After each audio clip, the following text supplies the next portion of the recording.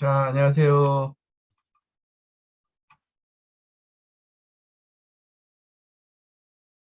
안녕하세요. 이게 왜 제가 아까 들어갔던 데는 왜 아무도 안 들어오나 했는데 그 링크가 이상하네요. 그래서 다시 들어왔더니 여기가 나오네요. 어, 예. 아, 한 분은 오늘 일이 있으셔서 못 들어온다고 하셨고, 그래서 이렇게 수업을 진행해야 될 것 같습니다. 우리 이하연 선생님은, 예, 카메라가 지금 거부, 네, 알겠습니다. 자, 어디 보자. 일단 우리가 지난번에 현상학까지 사례 소개까지 했었잖아요. 어, 오늘은 제가 이제 뭐랄까 시각자료 연구법에 대해서 얘기할까 생각 중인데 혹시 시작하기 전에 질문이나 뭐, 뭐 이런 거 건의사항이나 이런 거 있으세요?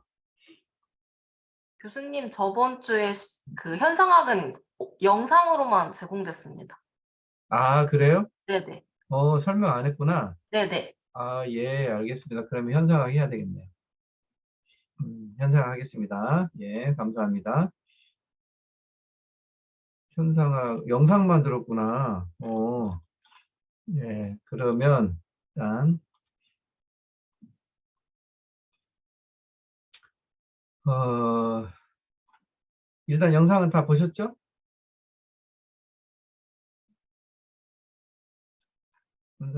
영상은 다 보셨나요? 특강에서 어디 보자.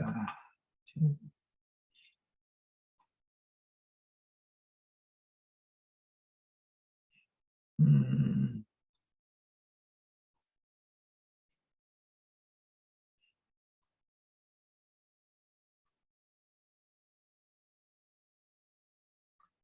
오늘이 수요일. 어, 수요일이죠? 다음 주. 다음 주는 6시 반에 제가 공주대에서 특강 하나 하는데 그때 수업 참여하실래요? 그리고 그 다음 주에 쉴까요? 어떻게 할까요? 여러분이 원하신 대로 할게요. 네, 다음, 저는 좋습니다. 다음 주 6시 반부터 2시간, 1시간 반 강의하고 한 30분 질의응답을 하는데 질적 연구에 관련된 건 아니고 어, 챗 GPT에 관련된 것을 거기 공주대 교육공학 전공 학생들에게 인공지능 교육 전공 학생들에게 특강을 해요. 그래서 그때 그냥 수업 시간이 겹치니까 그때 수업 들으시고 그 다음 주에 뭐 한 주 쉬시든지 몇 명 안 되지만 뭐 그냥 나쁘지 않을 것 같아서 괜찮으시면 6시 30분에 제가 일단 줌 링크를 나중에 받으면 여기 단톡방에 또 올려드릴 테니까 그때 들어오시면 될 것 같아요. 예, 뭐, 자, 그리고 뭐 현상학에 대해서는 그러니까 동영상 강의만 들었다는 거죠? 응? 네. 네, 어떠셨어요? 현상학 좀 이해가 되시던가요? 어려워요. 어려웠죠? 네. 예, 연구 방법론을 하나만 가지고 한 학기를 해도 쉽지 않은데 낯선 내용들이니까 뭐 여러 개를 계속 배우려니까 뭐 쉽지는 않을 것 같은데 그래도 예, 그래도 네, 이거 뭐 어디 가서 배우려면 배울 기회가 없을 거예요. 그 현상학적 특강을 지적연구 방법으로 특강하는 사람도 뭐 그렇게 많지 않고, 또 이제 뭐 물론 그쪽만 전문해서 하는 교수가 특강을 하면 뭐 이것보다는 좀 더 잘할 수 있겠죠. 뭐 제가 현상학 전문가라고 보기는 좀 뭐하니까. 근데 그런 강의 자체를 들을 기회가 앞으로 없을 겁니다. 듣더라도 돈을 되게 비싸게 주고 들어야 되겠죠, 그렇죠? 자, 뭘 그러면 이제 제가 화면을 띄워볼 테니까 그걸 가지고 하나씩 하나씩 화면을 하나씩 보면서 질문을 하시면서 이렇게 하면 좋겠죠? 질문이 많으실 것 같아요. 그냥 편하게 하세요. 편하게. 굉장히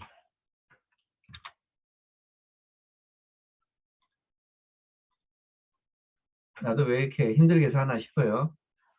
하나만 해도 이게 지금 이 정도 되는 연차에 하나만 해도 하나만 더 제대로 하는 사람도 별로 없는데 이걸 내가 질적 연구하지, 교육과정 하지, 인공지능 융합교육 하지.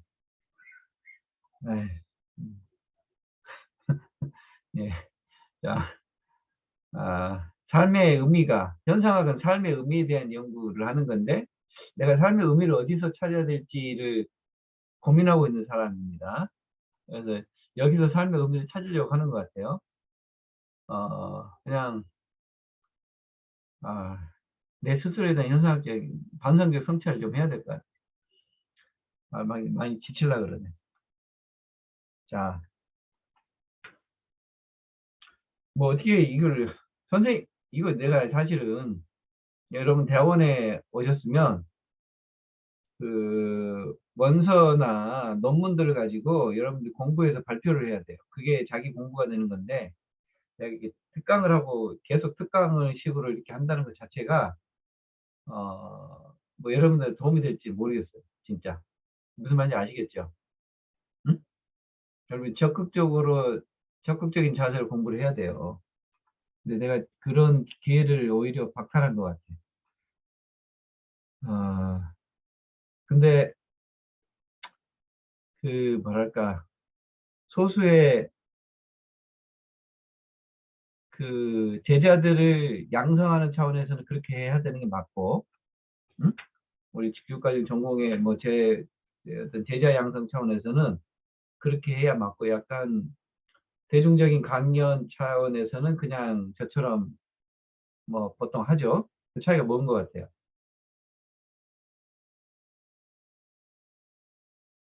방금 얘기한 두 가지 차이가 뭔 것 같아요. 응? 제자 제자들을 강하게 훈련시키려면 발표하고 이렇게 스스로 하는 기회를 많이 줘야 되고, 그냥 대중 강연하면 그냥 TV에 나와서 그냥 혼자 강연하듯이 그냥 쉬운 말로 그냥 쭉쭉쭉 나가서 하면 되죠. 그런데 그걸 듣는 사람들, 그리고 뭐 그 자리에서는 이해가 될 것 같고, 대중적 강연은 수준을 높이 잡을 수가 없습니다. 그래서 중하 단계로 낮춰야 돼요. 그렇잖아요. 그래서 굉장히 쉬운 얘기를 하고 알아듣기 쉬운 얘기, 뭐 굉장히 평이한 얘기를 해요. 근데 이제 그거 듣고 그때 즐거울 뿐이지, 그때 그렇구나 할 뿐이지, 그 다음에 남는 게 거의 없죠. 근데 자기가 해야 자기게 되잖아요. 그래서 제자를 훈련시키려면 그렇게 해야 되고, 그렇지 않은 상황에서는 그냥 정보 전달 차원에서 그냥 여러 가지 연구 방법론 차원을 쭉 얘기하게 되고 그렇게 되는 것 같아요. 그래서 제가 뭐 어떤 그런 걸 처음부터 구분해서 하려는 건 하겠다는 건 아니고, 뭐 하다 보니까 이렇게 됐네요. 자, 이 화면을 우리 질문 해보세요. 제가 뭐 설명을 드렸을 테니까 이게 무슨 말인지 그냥 우리 인터랙티브하게 좀 진행을 해보죠. 인터랙티브하게. 현상이라는 게 뭘까요?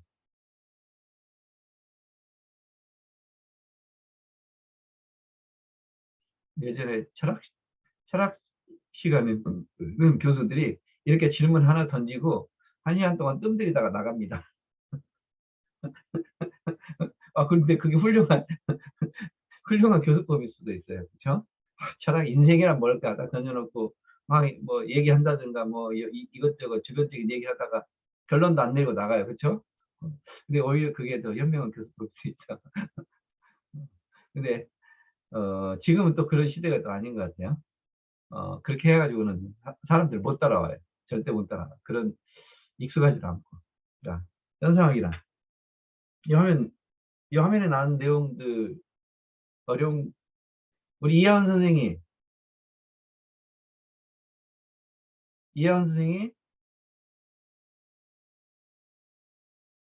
소리가 안 들리나? 간호학에서는 현상학을 많이 하니까 잘 들으셔야 돼요. 여기 좀 질문을 많이 하려고 그랬더니 얼굴이 안 보여가지고 내가 질문을 못하겠어요. 있는 그대로를 기술한 학문이란 게 뭘까요?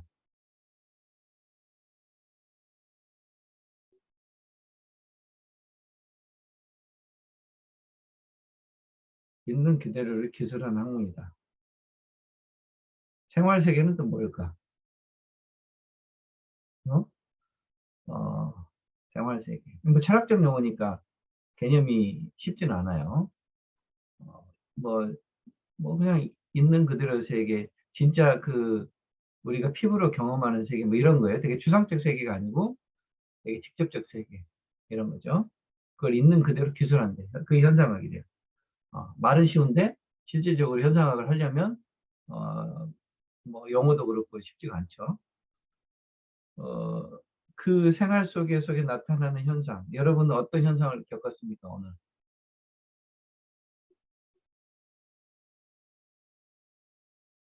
오늘 하루 겪은 삶을 하나씩 얘기를 해보세요.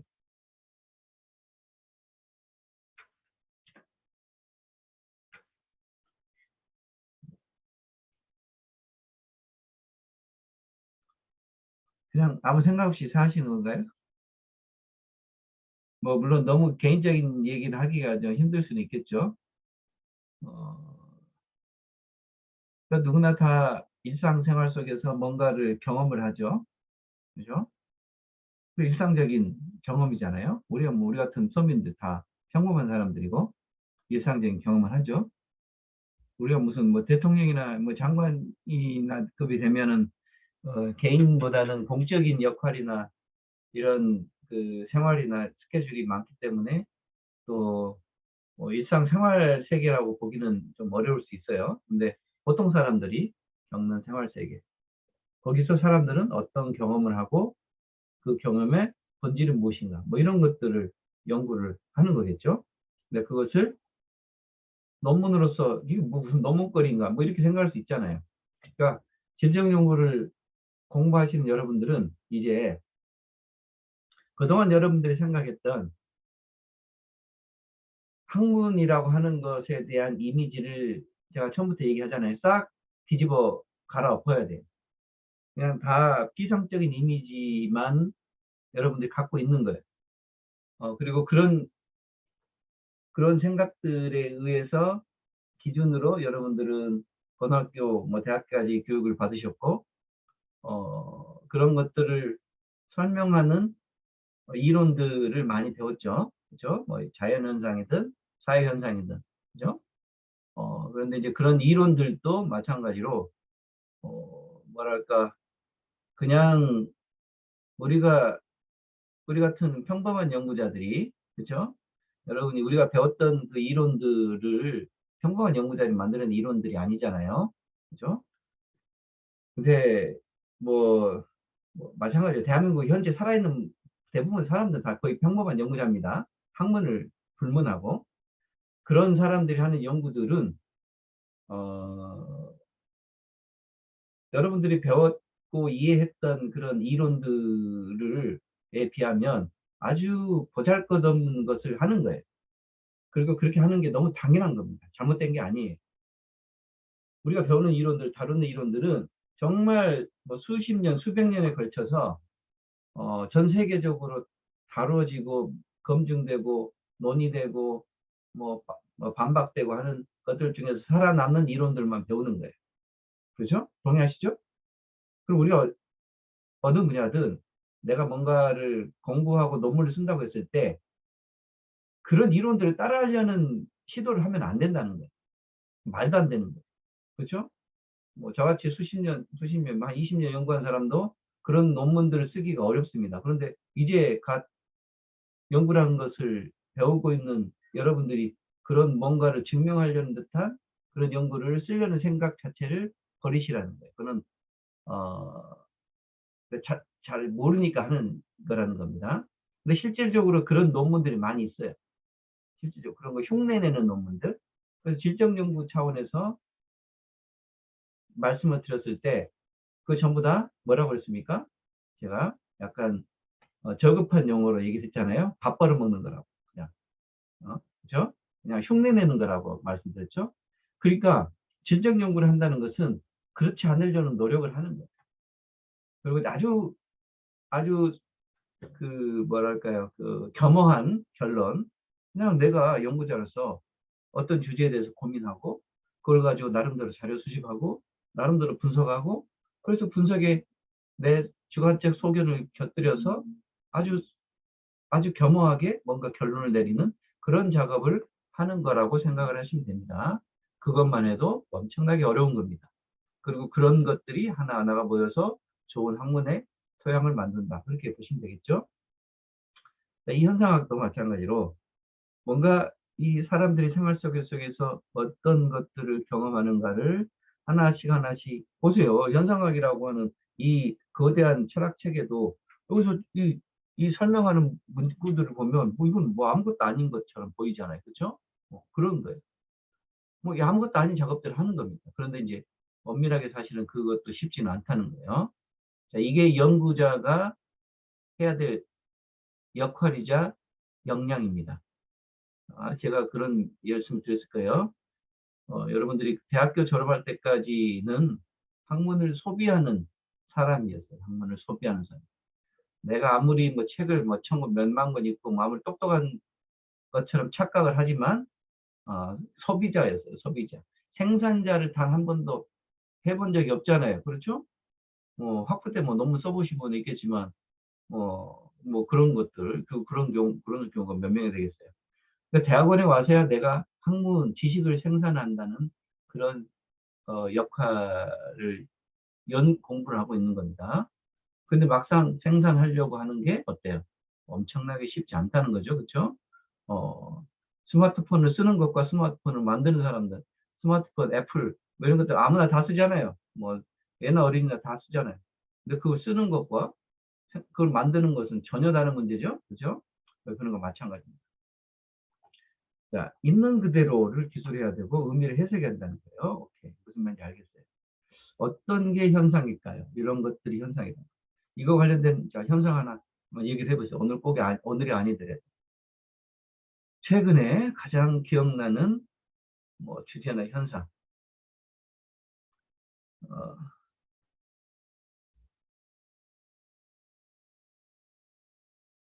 제가 먼저 얘기를 해볼까요? 내가 살고 있는 지금 하루하루 일상 속에서 현상학적 연구를 할 만한 주제가 뭐가 있을까? 현상학적 연구를. 뭐를 저희 반에 예. 그 ADHD 의심 학생이 있는 거예요. 네. 그래서 그 아이가 이제 충동 억제를 못하는 아이거든요. 네. 그래서 그 아이 때문에 이제 주변 친구들이 힘들어하는 문제도 있고, 네. 그다음 저하고 수업 시간에 이제 그 네. 충동 억제가 안 돼서 수업 분위기를 흐리다 보니까 네. 저하고도 조금 관계가 네. 점점 안 좋아지는 게 있는 거예요. 네.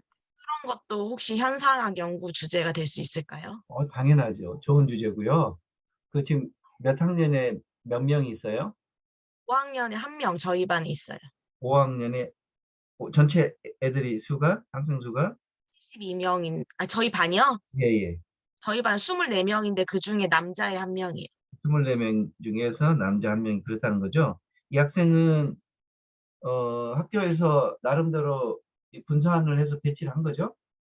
갑자기 네. 아무것도 몰랐는데 그런 증상을 나타내는 건 아니잖아요. 예, 그전부터 예. 근데 그거를 이제 선생님들이 음. 부모님한테 말씀하기가 되게 좀 어렵잖아요. 아, 병원에 부모님 가서 모르는 검사, 거예요? 예, 병원에 가서 검사를 받아야 되는데, 그래서 이제 음. 저학년 때는 이제 음. 조금 그냥 학습 태도가 좋지 않나 보다. 이제 네. 아이들하고, 이렇게 저학년 아이들은 원래 학습 태도들이 이렇게 조금 아직 잡히지 않았으니까. 근데 이제 네. 5학년 되니까 이제 티가 많이 나잖아요. 다른 아이들하고 네. 비교했을 때. 네. 그러니까 이제 되게 ADHD라는 좀 확신이 더 강해지는 거예요. 음. 그래서 이제는 좀 부모님한테 말해야 되는데, 이제 음. 이거를 부모님이 기분 상하지 않게 이제 어떻게 말해야 될까 이제 이런 고민도 있는데, 이제 네. 아이가 아무튼 학교에서 이제 충동이 억제 안 돼서 집중을 못 하다 보니까 당연히 네. 학습 부진도 계속되고 네. 친구들하고도 관계가 좋지 않으니까 네. 언행도 되게 거칠고 이제 네. 수업 시간에 그런 돌출 행동도 굉장히 많이 하고 이제 그런 네. 것들 때문에 네. 저하고도 상담을 여러 번 했는데 네. 이제 아이가 이게 충동 억제가 본인이 스스로 안 되다 보니까 이제 네. 저랑 하는 그런 약속들도 지키기 예. 어려워지고 그래서 예. 저랑도 관계가 점점 조금 안 예. 좋아지고 있죠. 예. 예. 좋습니다. 자, 지금 현재 제가 듣기로는 이 아이가 ADHD인지 아닌지는 아직 뭐 전문가가 판단하는 상태는 아닌 것 같고, 그런 네. 뭐 검사를 받아본 건 아니고, 근데 아이가 이제 성장하면서 5학년 되니까 이제 그런 것들이 두드러지게 지금 나타난다는 거죠. 그럼 선생님이나 네. 뭐 많이 접하는 사람들이 봤을 때. 네. 그런데 그리고 이제 부모님이 그 이슈에 대해서도 지금 충분히 인지하고 못하고 있는 상태잖아요. 그냥 계속 그냥 학습 부진이고 학습 네. 태도가 좋지 않고 이제 부모님이 공개 수업 때 학교에서 와서 봤는데도 다른 네. 아이들은 앉아서 수업을 듣는데 그 아이는 이렇게 돌아다니고 이런 네. 것들을 부모님도 보셨대요. 네. 그래서 어느 정도 이제 좀 문제가 있다는 건 아시는데 그게 네. ADHD라는 거는 네. 모르시죠. 자, 그것도 부모님이 알 수도 있어요. 뭐 물어보진 않았잖아요. 네. 그러니까 부모가 이미 관심이 있다면, 뭐 아이한테 조금이라도 관심 있는 부모라면, 그거를 증상을 전혀 모르지는 않았을 겁니다. 알 수도 충분히 있고요. 뭐 검사도 받았을 수 있고. 그런데 이제 부모가 어떤 식으로 대처하느냐는 이제 부모의 일단 입장이니까, 그것에 대해서 지금 학교 측에서는 아직 확인이 안 된 상황일 수 있다는 거예요. 모를 수도 있고. 그러니까 이제 일단 얘기를 해봐도 뭐 부모가 거짓말 할 수도 있어요. 왜냐하면 이게 이제 굉장히 특수교육이라고 하는 민감한 이슈에 해당돼 버리기 때문에, 부모가 특수교육 분야에서 이런 아이들을 일반 인클루시브 에듀케이션으로 배치하느냐 마느냐도, 요즘에는 이제 인클루시브하게 하긴 합니다만, 또 어떤 부모는 또 아이에게 혜택들이 많기 때문에 일부러 그거를 표명하고 뭐 학교로부터 도움을 받기를 원하는 부모도 있을 수 있어요. 그래서 그런 부분들 좀 명확히 해야 될 것 같고, 근데 이제 우리가 이 아이를 특수화 치료의 이제 목적을 하는 수업은 아니니까, 자, 그런 아이가 이제 있다는 거고, 그러면 이 아이에 대해서 하나의 현상입니다. 그리고 의미 있는 현상이죠. 우리는 모두 다 현상이 있지만 뭐 그냥 일상적인 것은 뭐 우리가 굳이 연구할 필요는 없으니까. 근데 교육적으로 굉장히 어 뭐랄까 noticeable한 그런, 이렇게 주목할 만한 현상인 것 같아요. 선생님도 되게 쉽지 않고, 이런 아이가 반에 있다는 것은 당연히 부모님도 어렵겠죠. 그래서 이런 이슈가 있는 아이에 대해서 주변의 사람들, 다양한 관계자들, 부모로부터 학교 관리자, 그다음에 담임 교사, 또 뭐 그전 담임 뭐 이렇게 해 가지고, 혹은 친구들 뭐 여러 가지 있겠죠. 주변에 있는 사람들이 이 아이에 대해서 어떤 방식의 태도, 관점, 어떻게 해야 될 거라는 것도, 외부 예를 들어서 전문가의 의견, 그래서 전문가 의견을 의뢰할 수도 있을 거고요. 부모가 동의하면. 그런 부분들에 대해서 다양한 시각들이 존재할 수 있을 것 같아요. 그리고 이제 그것을 연구하는 것도 하나의 연구 주제가 될 수 있겠다라는 그런 생각을 좀 해봅니다. 우리가 연구를 다룰 때. 자, 그런데 어쨌든 뭐 당연히 현상이고요. 근데 이제 문제는, 그러니까 연구의 가능성은 굉장히 많은데, 선생님이 이제 이 문제를 어떤 것의 차원에서 접근할 것인가가 중요할 것 같아요. 뭐 교육 방법론적인 차원에서 접근할 것인지, 뭐 인권 교육 차원에서 접근할 것인지, 뭐 있잖아요. 여러 가지. 아니면 말 그대로 치료 교육 차원에서 이 아이는 문제아라고 일단 뭐랄까 정의를 하고 치료 교육 차원에서 접근할 수도 있겠죠. 우리가 이 특수화를 규정하는 것 자체가 되게 뭐 지금은 어쩔지 모르겠습니다만 한동안은 레이블링이라고 하는 것 때문에 되게 신중해야 된다는 그런 의견들이 많이 있었잖아요. 그런데 또 보면 그런 많은 아이들을 다루는 전문가들은 이게 정말 그 아이의 이슈를 우리가 빠르게 진단하고 그래서 보통 이제 의학도 그렇지만 특수교육에서 가장 중요한 교육적인 자세로서는 진단과 개입입니다. 다이어그노시스하고 인터벤션 이거 굉장히 중요시해요.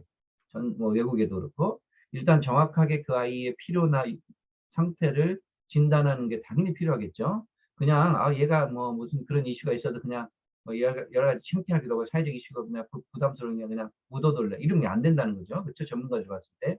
그다음에 진단이 된 만큼 개입이 하는 거죠. 방치가 아니라. 그렇죠? 그래서 이 두 가지 입장에서 이 문제를 어쨌든 다룰 수 있을 것 같아요. 그래서 그걸 어떻게 다룰 것인가는 이제 연구자가 관심 있는 뭔가 그 논점들을 이런 특수한 ADHI를 넣고 어떤 방식으로 풀어갈 것인지 하나의 갈래를 정할 필요가 있을 겁니다. 같습니다. 그렇게 하면 이제 그 갈래 차원에서 이 문제를 현상학적으로 어떻게 풀어나갈 것인가 아무튼 연구할 수 있겠죠. 오케이. 뭐 좋은 사례입니다. 일단 그 정도 하고 한도 없이 이렇게 하시면 어려우니까 자 이렇게 넘어가죠. 자 여러 가지 연구 주제가 있는 거고요. 이것에 대해서 본질을 보는 거예요. 본질을. 자 다양한 현상들인데 이 본질이 무엇인가를 생활 세계. 그렇죠? 자, 그 아이가 특히 이제 아까 뭐 좋은 사례를 말씀해 주셨으니까 ADHD가 아이가 우리 반에 있다. 뭐 이런 거예요. 우리가 그런 제목도 쓰잖아요. 어떤 아이가 내 삶에 들어왔다. 뭐 이런 거 쓰잖아요. 근데 그게 굉장히 이제 중요하게 풀어낼 수 있을 만한 주제가 되면 그걸 갖다 얘기할 수 있어요. ADHD 아이가 우리 반에 있다. 자, 그런데 그 있어서 so what? 문제가 뭔가요? 그렇죠? 그 문제를 우리가 끄집어내야 되겠죠. 근데 그 문제는 굉장히 뭐 다양한 것이 있을 수 있는데 아까 선생님이 했던 그런 여러 가지 것들, 뭐 학급 운영이 어렵다든지 학생들을 지도하는 데 어렵다든지 뭐 아니면 얘 생활 지도가 어렵다든지 뭐 이런 거 있을 거 아니에요. 이걸 다 다룰 것인지 아니면 그중에서 어떤 특정한 분야에 포커스를 맞춰서 문제를 다룰 것인지 이런 거죠. 그리고 나서 그 문제가 있죠. 문제. 여기서 문제 보이죠? 노란 박스 안에 그 문제 본질을 찾는 게 현상 연구의 핵심입니다. 자, 겉으로 드러난 거 이거 전부 다 스트레스, 대인관계, 폭력, 왕따. 자, 왕따는 겉으로 드러난 문제죠. 겉으로 드러난 거예요. 학교 폭력도 그렇고 왕따는. 겉으로 드러났다는 건 뭐냐면 왕따 자체가 문제가 아니라 물론 그 자체도 문제입니다. 폭력이나 왕따나 이건 당연히 뭐 바람직한 건 아니죠. 근데 그것을 연구하는 것은 그 밑에 있는 본질이 훨씬 더 심각하고 뿌리 깊은 것이기 때문에 그 본질을 연구하는 거예요. 왕따의 본질이 뭡니까? 뭐 이상한 아이가 다른 아이, 이 노멀한 아이들로부터 따돌림 당한다가 아니고 뭐예요? 뭐가 있을까요? 왕따의 본질은.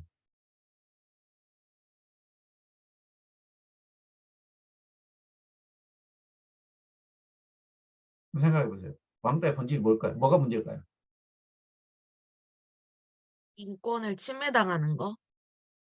그렇죠. 뭐 인권 침해 문제도 있고 뭐 여러 가지 있을 수 있어요. 뭐 이런 거죠. 다양성에 대한 허용이 안 되는 사회, 획일적인 사회, 경쟁주의 사회 이런 것들이 중요한 본질이겠죠.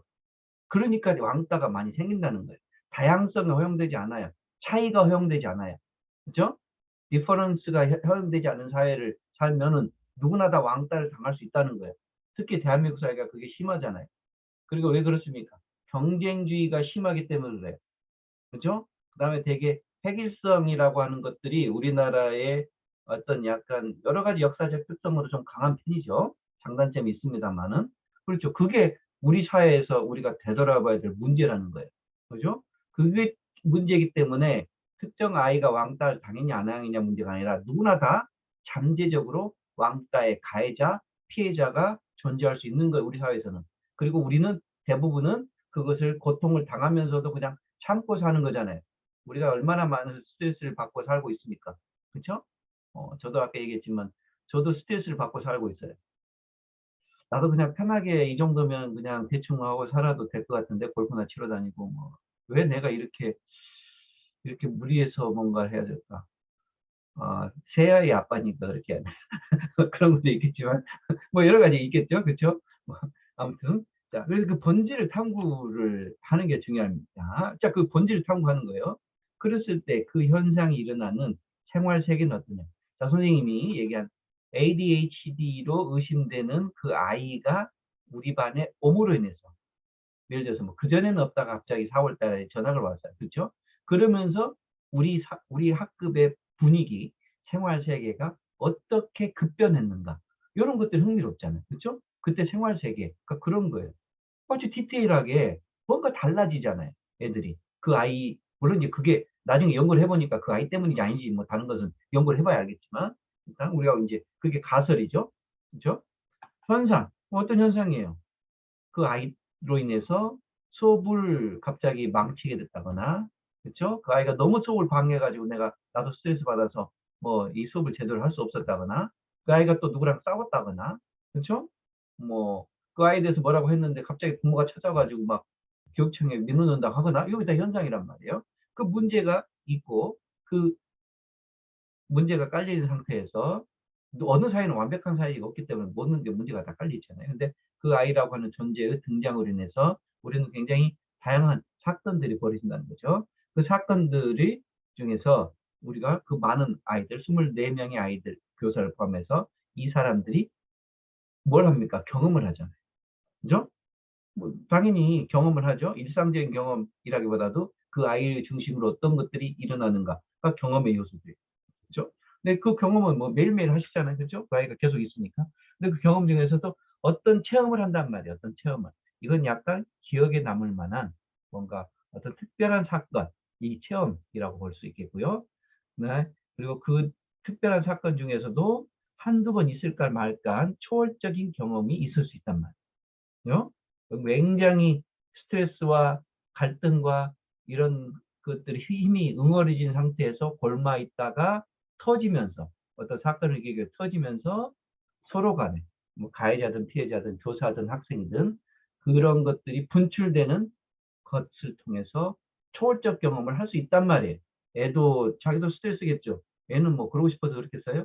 그런데 어느 사건을 부딪혀서 했고 뭐 선생님도 나를 별로 안 좋아하는 것 같고 막 이러다가 막 어떤 사건이 초월이 그죠? 그죠? 그러면서 그 아이가 그러니까 그 아이에 대해서 치료를 물론 아이가 금방금방 초월하진 않아요. 왜냐면 아이는 굉장히 어리고 미약한 존재이잖아요. 그래서 뭐 스스로 힘으로 초월하고 이렇게 할 수 있는 그 가능성이 별로 없기 때문에 뭐 어른도 마찬가지입니다만 근데 그 사건을 해결해 나가면서 서로 이해가 되고 부모도 나를 더 이해하게 되고 그렇게 하면 초월적 경험이 되고 그게 바로 그 아이는 그러면 이제 그래서 그런 좋은 경험을 했어요. 그리고 막 모든 게 해결돼 뭐 약간 뭐 응어리도 풀리고 그러면 그 아이가 학교를 다녔을 때 그리고 그전에 가정에서 삶 속에서 초월적 경험을 하기 이전의 상태하고 그 이후의 상태하고 엄청나게 달라졌겠죠. 그러면 우리는 그 아이에 대해서 질문을 하는 겁니다. 너 그전에는 어땠니? 근데 이런 일 사건을 지금은 마음은 어떠니? 이걸 물어보면 그 아이의 심리적이고 주관적이고 그런 직접적인 그러니까 수치화로 전혀 그 아이를 평가해서 심리 검사 척도해 가지고 몇 점 몇 점 해 가지고 하는 걸로 이 아이의 상태를 알 수 있겠습니까? 당연히 알 수 없겠죠. 근데 이 아이가 5학년 되면 자기 의사를 표현할 수 있으니까 그 표현에 의해서 스스로 자신의 생각 이런 것들을 드러내는 그 데이터를 가지고 전후를 밀도 있게 비교해 나가고 해석하고 논의를 하면 굉장히 중요한 논문이 될 수 있다는 거죠. 그 어떤 심리 측정이나 전문가의 진단보다도 사실 전문가 진단이 그런 걸 하는 거예요. 전문가가 제대로 진단한다면. 그죠? 그런 것들보다도 훨씬 그 아이와 그다음에 이 아이를 둘러싼 교실의 문제를 설명하는 좋은 논문이 될 수 있다. 이렇게 보시면 되겠죠. 그리고 그 과정에서 설명하는 과정에서 의식이라고 하는 부분이 있고 교사의 의식도 있고 주관성이 있습니다. 선생님이 그 아이에 대해서 지금 저희에게 브리핑을 했던 것은 의식적 수준에서 그 아이를 설명하는 거예요. 그런데 선생님의 의식 밑바탕에는 선생님이 알 수도 있고 알지만 모를 수도 있고 혹은 그 정도의 얘기는 여기 이 자리에서 사실 하기는 어려우니까 숨길 수도 있고 하겠죠. 그렇죠? 그래서 그런 약간 그 무의식적인 상태에서 나의 교육관, 내가 아이들을 바라보는 관점, 그다음에 또 특별히 특수한 그런 아이들을 바라보는 관점 당연히 있잖아요. 말 잘 듣고 공부 잘하고 하는 아이들을 대하는 관점과 태도, 그다음에 말썽꾸러기 정말 아우 쟤 좀 우리 반에 좀 데리고 갔으면 좋겠어. 라는 아이를 대하는 태도. 이게 무의식적으로 완벽한 교사는 없으니까 누구나 다 있단 말이에요. 그러니까 그런 그 무의식적인 지향성과 선생님이 우리에게 설명하거나 아니면 논문에서 쓰는 그런 의식적 수준의 디스크립션 하고 어떤 차이가 있는가 이런 것들을 계속 연구자가 반성적으로 반성하고 해석하면서 글을 쓰는 것이 해석적 연구다라고 보시면 되는 거고요. 그 과정에서 우리는 본질을 직관하는 그 논문에서는 이 문제, 이 아이를 둘러싼 문제의 본질을 직관하는 그런 연구를 한다라고 생각하시면 되겠죠. 자, 그래서 뭐 이런 것들 이제 쭉 자 이걸 하려면 전체적인 그림입니다. 아시겠고 이렇게 하려면 판단 중지를 해야 됩니다. 내가 어떤 아이들을 꼭 그 아이가 아니더라도 어떤 연구의 대상에 대해서 연구를 하려고 할 때 그 대상에 대해서 갖고 있는 선입견이 누구나 다 있을 수밖에 없잖아요. 있을 수밖에 없잖아요. 그렇죠? 그러니까 그것에 대한 판단 중지를 하라는 거예요. 그래야지만이 본질을 들여다보면서 뭔가 연구자가 해석해 낼 수 있겠죠. 그렇죠? 그래서 밑에 단계는 자, 사태는 본질을 가지고 표면적으로는 사태, 심층적으로는 본질을 가지고 있고 표면적으로는 우리 의식, 말하는 거, 심층적으로는 내 본능, 지향성이 있단 말이에요. 저도 교수로서 지향성이 있겠죠. 그렇죠? 교수나 선생으로서 아니면 아빠로서 뭔가 누구나 다 그런 것들 있잖아요. 이 두 가지가 표층적인 측면과 심층적인 측면이 같이 존재할 텐데 우리는 이것의 사건을 다루지만 결국 이걸 통해서 표피적인 게 아니라 밑에 있는 본질과 지점을 발굴해내려고 하는 노력들을 연구자가 해야 된다라고 하는 겁니다. 그리고 그 두 가지 층위에 대한 이론적 백그라운드가 바로 이 하이데거와 후셀이 설명했던 의식작용과 의식대상에 대한 이 두 가지 이론적인 것을 기반으로 이 두 가지로 나눈 겁니다. 아시겠죠? 그렇죠? 그래서 누구나 의식작용이 있고 의식작용과 의식대상이 있다는 거예요. 이게 내가 자꾸 뭐야 뭔가 아우 저 뭐 달달한 걸 먹고 싶어. 이게 의식작용이잖아요. 그죠? 단 거를 자꾸 먹고 싶다는 거예요. 근데 이 단 걸 먹고 싶다는 것의 궁극적인 의식대상이 뭐예요? 뭔가 있겠죠. 프로이드는 그것을 갖다가 뭐 무슨 성적 본능 이렇게 설명하는 건데 그게 이제 결국 의식의 대상이라는 거잖아요. 그렇죠? 그러니까 아무튼 뭐 제가 설명 더 안 해도 되겠죠. 그래서 요는 이제 그런 것들이 설명하는 거고요. 본질을 직관, 현상적 환호를 통해서 본질의 직관을 하려고 노력하는 것이 현상적 연구라는 거고 이게 왼쪽에 있는 오렌지 박스는 현상적 연구의 특성이고요. 오른쪽에 있는 것은 자연적 태도를 갖지 마라. 자연스러운 현상에 들어가서 연구를 하되 자연적 태도는 갖지 말라. 이 얘기입니다. 그렇죠? 이해가 되시죠? 그렇죠? 특별하게 실험실 세팅해가지고 그 아이가 이 환경에서 어떻게 반응하는지 보자. 카메라 뭐 이럴 때 켜가지고 내가 지금부터 이 아이에게 이런 자극을 할 테니까 얘가 이런 반응을 하면 얘 정말 ADHD 문제가 있어. 이렇게 하지 않을 거잖아요. 자연스러운 교실 공간 혹은 가능하면 가정 공간에서 얘가 어떻게 활동하는가를 볼 수 있으면 좋겠죠. 그게 자연주의적 접근입니다. 그런데 그렇게 바라보더라도 우리는 자연적 태도, 그래, 얘는 뭐 문제가 있으니까 여기 왔겠지. 이런 관점을 버리라는 겁니다. 그렇죠? 필요하다. 자, 그리고 이제 연구의 흐름은 크게 이렇게 쭉 토픽에 따라서 면담하고 연구 참여자가 뭔 체험을 했는지, 그다음에 인터뷰를 하고 전사를 하겠죠. 전사된 내용들 쭉 이렇게 이제 분석해 가면서 나누어 가면서 의미 구조를 뽑아내고 의미들을 나누고 구조를 만들어 보고 그 결과를 정리해서 글쓰기 한다. 뭐 이런 얘기입니다. 그리고 오른쪽에서는 그랬을 때 어떤 거에 집중해야 되느냐라는 얘기입니다. 뭐 하나씩 설명하자면 한도 끝도 없으니까. 자, 후설에 대한 기본적인 이 현상학 이론 두 대표적인 학자인 후설과 하이데거의 개념들 설명들을 쭉 하는 거고요.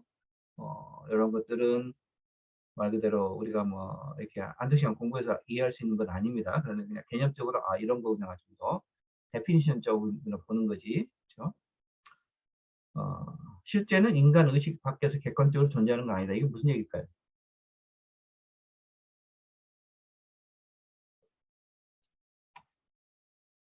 네, 자신과 다른 것을 혐오하고 있는 것이요. 이렇게 대답하셨네요. 실제는 의식 밖에서 객관적으로 존재하는 건 아니다. 이게 무슨 얘기? 현상학에서 하는 얘기.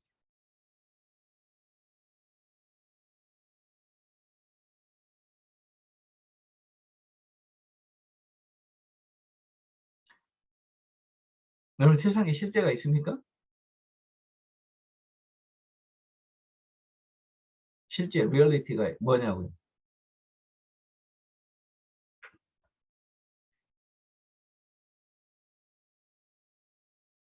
이 세상에 가장 중요한 게 뭡니까?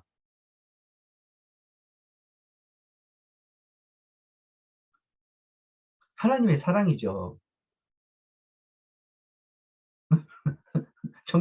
정교를 갖는 분들 그렇게 대답하겠죠? 그렇죠?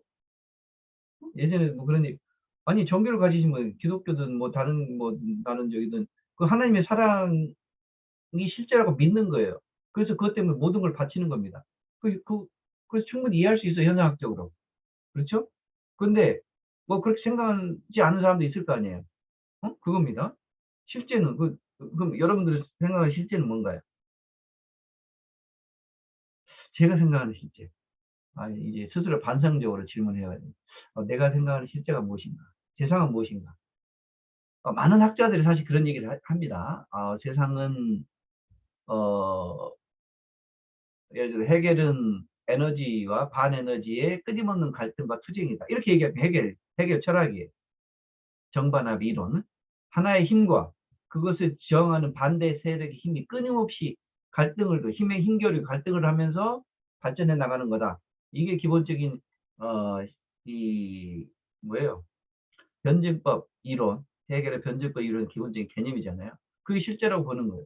그랬을 때 그 thesis와 antithesis 이 두 가지는 물론 이제 여러 가지로 적용이 될 수 있습니다. 이게 뭐 음과 양의 힘 이렇게 볼 수 있고 선과 악의 대립 구조 이렇게 볼 수도 있겠죠. 그래서 이제 그렇게 설명한 사람 세상은 뭡니까? 라고 질문했어요. 그거는 선한 세력과 악한 세력이 끊임없이 갈등하고 자기가 서로 힘을 얻으려고 하는 거다. 정치인들은 뭐라고 얘기합니까? 실제는 이 뭐예요? 여당과 야당이 끊임없이 뭐 권력을 위해 투쟁하는 거다. 그렇게 설명을 하겠죠. 그다음에 물리학적으로 뭐 다르게 설명했겠죠. 물리학적으로는 뭐라고 설명할까? 실제는 뭐 이온과 뭐 무슨 뭐 양자와 미립자, 뭐 전자, 뭐 얘네들이 뭐 이렇게 설명하잖아요. 그렇죠? 그러니까 그거는 물리학자들이 설명하는 거고 실제로 응? 이 우주가 그렇게 존재합니까? 전혀 다르잖아요. 설명하는 방식. 물리학자가 설명하는 방식과 생물학자가 설명하는 방식과 철학자가 설명하는 방식과 종교론자가 설명하는 방식이 전혀 다르잖아요. 근데 그중에서 우리가 어떤 것을 실제로 삼아왔어요? 자연과학적 실제, 물리학자, 과학자들이 설명하는 실제를 되게 실제라고 믿어온 거예요. 그렇죠? 그런데 이거 굉장히 약간 철학적인 얘기로 넘어갔는데 현상학자들은 그거를 동의하지 않는 겁니다. 우리는 자연과학적인 연구의 결과물들은 구체적이고 객관적으로 존재하는 실제다라고 믿어왔어요. 그렇잖아요. 근데 현상학자들은 거의 17세기부터 나왔던 일이에요. 근데 19세기 후반, 중반 이후의 현상학자들은 더 이상 그런 설명을 믿지 않습니다. 100% 받아들이지 않아요. 자연과학적으로 그렇게 설명할 수는 오케이. 뭐 물질이 그렇게 이동하는 건 오케이. 뭐 물질의 특성이야. 오케이. 근데 그게 우주의 전부는 아니야. 뭐 그런 거잖아요. 그렇죠? 우주의 전부 우주의 본질을 정신적인 요소로 설명하느냐, 물질적인 요소로 설명하느냐. 그게 어느 하나가 정답일 수 있습니까? 그래서 유물론, 유심론 그런 게 나오는 거잖아요. 그렇죠? 유물론인 거는 물질적인 것으로 설명할 수 있는 거고, 유심론은 아니야, 그게 뭐 정신적인 게 더 중요한 거냐 이렇게 얘기하는 거잖아요. 그래서 요즘 얘기하는 게 그거예요. 그렇죠? 그러니까 그러니까 그런 생각도 이제 이 학문을 공부하고 철학을 공부하면서부터는 그런 관점들도 한계가 있다라는 것. 그래. 물리학적 설명은 그래 물리적 현상을 설명하는 데만 유효해. 다른 걸 설명할 때는 절대 그것이 되지 않을 수 있다라는 것들을 너무 지금 저는 고등학교에서 그냥 너무나 상식적으로 다뤄질 그런 얘기를 하고 있는 거예요. 그런데 사람들은 고등학교에서 이거 새로운 얘기 아니잖아요. 그런 얘기를 들어도 그 말의 본질이 무엇인지 잘 모르는 거예요. 그냥 학 교과서를 통해서 그냥 그런갑다라고 듣는 거지. 그죠? 근데 그것의 본질적인 의미를 제가 쪼끔이나마 아주 작은 부분을 설명하는 겁니다. 그리고 이것을 한다는 게 결국 학문이라는 거잖아요. 그죠? 인간의 의식 밖에서 객관적으로 존재하지 않는 것은 뭐냐면 인간의 의식 안에서 실제를 다양한 방식으로 해석하거나 경험할 수 있다. 이런 겁니다. 그죠? 응? 그러니까 우리는 사람들은 어떤 사람들은 아무것도 아닌 걸 가지고 어떻습니까? 목숨 걸고 싸우고 죽음도 불사합니다. 다른 사람이 보기에는 아무것도 아닌 걸 가지고 그렇죠? 목숨도 불사하고 죽음도 목숨도 죽을 곳을 달려야 된다는 거예요. 그렇죠? 그것이 잘못된 겁니까? 아니에요. 그 사람한테서는 그게 절대적인 물론 그게 순간적이고 아주 감정적인 판단에 의해서 그렇게 하게 되면 일을 뭐 생명이 끝나는 거니까 뭐 그것을 그게 좋은 판단이다라고 얘기할 수는 없겠죠. 근데 이 죽음의 문제들이요. 자, 철학이니까 제가 얘기를 하는데 학생들한테 초등학생들한테 이런 얘기 하기는 어려울 거예요. 왜냐하면 교육 현장에서 특히 초등학교 선생님들은 이런 얘기를 함부로 했다가 그게 부모들한테 전달되면 아니 도대체 선생님이 죽어도 상관없다는 얘기를 하더냐 이렇게 나와 버리잖아요. 그렇죠? 그래서 초등학교 선생님들은 특히 뭐 아이들한테 그런 얘기 해봐야 이해가 안 될 거고 그런 얘기를 하기 어렵겠지만 이 대학원이라는 공간에서 얘기를 하잖아요. 죽음이라고 하는 것도 그죠? 사회적으로 판단할 문제가 아닙니다. 그냥 사회니까 판단하는 거예요. 사회에서 자꾸 죽지 말라고 하잖아요. 자살하는데 신중하라고 하잖아요. 그 이유는 뭐예요? 자꾸 사람들이 자살하면 사회가 유지가 안 되니까 하는 거예요. 근데 그 자살을 결심하게 된 사람의 그 실존적인 결단, 나름대로 그 사람이 왜 자살한 이유가 있을 거고 이유가 없는 거는 뭐 바람직하지 않겠지만 마음대로 뭐 고민했을 수도 있잖아요. 그러니까 그런 판단에 대해서 함부로 재단하거나 판단하거나 해서는 안 되겠죠. 그쵸? 왜냐하면 그 사람은 나름대로 실존적이고 현상학적인 이해에 자기 의미 부여에 의해서 '이 세상은 더 이상 의미가 없다.'라고 판단하고 뭐 다음에 뭐 생을 마감할 수도 있잖아요. 자, 그러니까 우리가 인제 결국은 현상학은 그러한 아주 극단의 수준까지 세상을 바라보는 전혀 다른 관점을 가지고 사람들의 경험과 일상생활의 의미를 들춰내려는 그런 연구를 한다라고 하는 겁니다. 자, 그래서 그걸 하기 위해서는 중화선 뭐 이런 걸 필요하고 뭐 이렇게 한다는 거고 현상에 대해서 쭉 설명하죠. 제가 리피트는 안 할게요. 이런 거고 자, 현상 간단하게 보면 현상에는 이런 거고 인간 경험에 나타난 사태 그 자체이고 사태는 사건이에요. 사건 안에 본질이 있다는 거예요. 그렇죠? 우리는 사건들을 여러분들이 이제 현상 연구를 하게 되면 어떤 대상, 어떤 그 장면들을 갖고 선생님은 교사들은 학교 현장에 현상이 일어나는 거죠. 이제 고은비 선생님은 그 직장도 그런 것이 되는 거예요. 그렇죠? 학생이면 학교, 뭐 대학생이면 대학교 아니면 자기 가족이면 가정에서 복잡한 일이 일어나잖아요. 행복하고 해피하면 굳이 연구할 필요가 없어요. 뭐 연구할 수도 있는데 별로 우리 관심사는 아니에요. 근데 뭔가 정말 어떤 복잡하고 이런 가족들 있잖아요.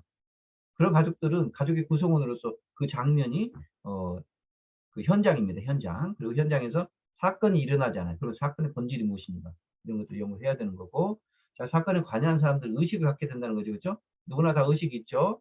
의식. 근데 의식과 지향성, 의식의 내면에 있는 지향성을 탐구해야 되고 우리는 그런 사건들이 생활 세계에서 나타나는 사건에 주목하라는 거예요. 이 얘기입니다. 일상적인 생활에 나타나는 사건에도 충분히 관심을 가지면 우리가 공부할 만한 연구할 만한 의미를 도출해낼 수 있다 이런 거고요. 그전에는 뭔가 대단한 현상 뭐 이런 것들을 연구 하는 그 경향보다는 여기서 이제 에, 생활적 현상을 후셀이 이제 특히 그걸 강조했다는 겁니다. 그전에서는 이제 고전적 현상에서 의식의 형성작용, 노에시스, 노에마 이렇게 했을 때 노에시스가 어떻게 일어난다. 사람들은 어떤 이런 장면에서 어떻게 이런 생각을 하게 되고 왜 이렇게 행동하고 왜 이런 반응을 하는가 이런 것들을 중시했다면 후설은 생활세계 현상학을 통해서 노에시스보다는 노에마, 형성된 세계인 노에마의 해석을 더 중시한다. 그 정도로. 우리가 이제 그 뒤에 이제 좀 디테일하게 나오니까 요거는 이제 뭐 철학적 논문입니다. 제가 뭐 얘기했지만 읽어봤어도 이게 한 3번 읽어봐서 이해가 된다 그러면 여러분은 지금 하고 있는 공부를 다 접고 철학으로 학과를 옮기시면 됩니다. 한 3번 읽어서 나는 이해가 된다 그러면 철학적 소질이 있는 거예요. 그죠? 이해가 안 됩니다. 웬만한 사람 이해가 안 돼요. 저도 이 현상학을 이건 여담이니까 우리나라에서 가장 권위 있는 현상학자라고 인정되었던 정신문화연구원의 김형효 교수님. 그 정신문화연구원에 제가 20년 전에 공부했을 때는 거기가 뭐 서울대 이런 데보다 더 훌륭한 학자들이 훨씬 많았던데요. 거기 김형효 교수님한테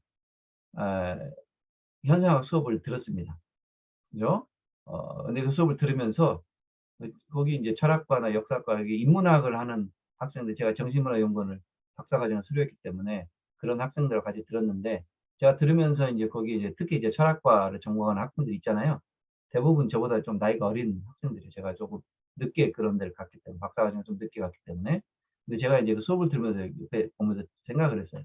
쟤네들은 지금 이게 무슨 말인지를 이해하면서 듣고 있나? 열심히 받아 적고 공부하고 해요. 근데 얘네들은 도대체 무슨 말인지 이해하고 듣고 있는지 물어보고 싶었어요. 그죠? 근데 그렇게 이해될 수 있는 게 아니에요. 당연히 학생들이 당연히 몰랐을 겁니다. 근데 이제 계속 그렇게 공부하면서 조금씩, 그래. 한 10년 지나니까 전공자들 얘기예요. 전공자로서 공부를 계속 하다 보니까 알 수 있는 것도 같아. 요 정도 수준이에요. 철학이라는 게 그런 거예요. 그리고 나는 확실히 알았다. 이런 것들 별로 이제 철학에서 별로 인정하지 않죠. 오히려 계속 끊임없이 고민하고 끊임없이 질문하고 하는 것을 더 자연스러운 상태로 봅니다. 정답을 딱 내리는 걸 원하지 않으니까. 그래서 뭐 그런 게 현상학이라는 거고요. 지향성 아까 설명했죠. 자, 경험, 체험, 초월 이게 굉장히 중요하다는 설명했죠. 자, 여러분들은 현상 연구하면 경험들이 있는데 그 안에서 눈에 띄는 체험을 찾아야 되고, 그 중에서 한 번 있을까 말까한 초월적 경험이 무엇인지를 발견해냅니다. 그걸 발견해낼 수 있으면 논문을 쓸 거나 주제가 굉장히 분명해지는 거예요. 근데 발견하지 못하는 경우도 많습니다. 실제로 뒤에 사례에서 보여주겠지만 현상 논문을 썼다고 했으면서도 제대로 이걸 공부하고 쓴 사람도 없고 그냥 흉내가 낸 사람들이 대부분이에요. 80%. 8할은 다 흉내만 낸 거예요. 근데 흉내도 제대로 못된 논문들이 많습니다.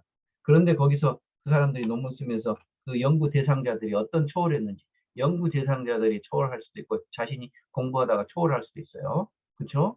우리가 되게 오랫동안 어떤 주제에 대해서 매달리다 보면 뭔가 그래 내가 정말 인생을 헛살았어 이런 경험들 있잖아요. 그러면서 내 삶이 바뀌잖아요. 여러분 그 종교적 경험에서 그런 것들을 하는 거예요. 그러니까 여러분 종교의 가장 중요한 특성이 뭔지 아세요? 종교하면 뭐가 가장 종교적 마인드, 종교성, religious mind의 가장 특성이 뭘까요? 많은 여러 가지 얘기할 수 있겠지만 학자들이 공통적으로 얘기하는 건 초월성입니다. 초월성, transcendency,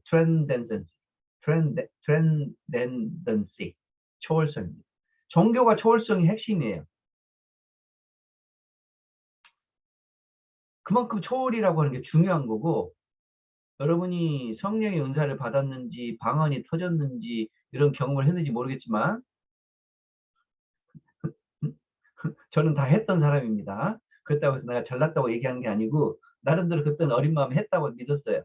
물론 지금은 그게 했나 안 했나라고 생각하지만, 그러니까 제가 종교를 모르고 종교에 대해서 얘기하는 게 아니라는 겁니다. 뭐 끝까지 가볼 때까지 가봤어요. 나름대로 신학교도 가봤고 신학대학원도 다녔고, 뭐 약간 우리끼리 얘기하는 게 되게 이런 문제를 되게 뭐 되게 많은 사람들 앞에 하면은 거기 별의별 사람들이 섞여 있기 때문에 나중에 그거 가지고 항의할 수도 있고 왜 종교를 폄훼하느냐 이렇게 할 수도 있는데, 제 수업 시간이니까 되게 편하게 얘기하는 거예요. 갈 때까지 가본 사람이에요.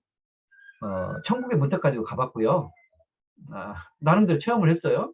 근데 지금 와서 정말 이게 되게 흥미로운 얘기예요. 그 체험이 진짜였을까? 가짜였을까? 착각이었을까? 혼란스러웠을까? 아니면 그 체험을 했다고 믿는 사람들, 그 사람 진짜였을까? 그거잖아요.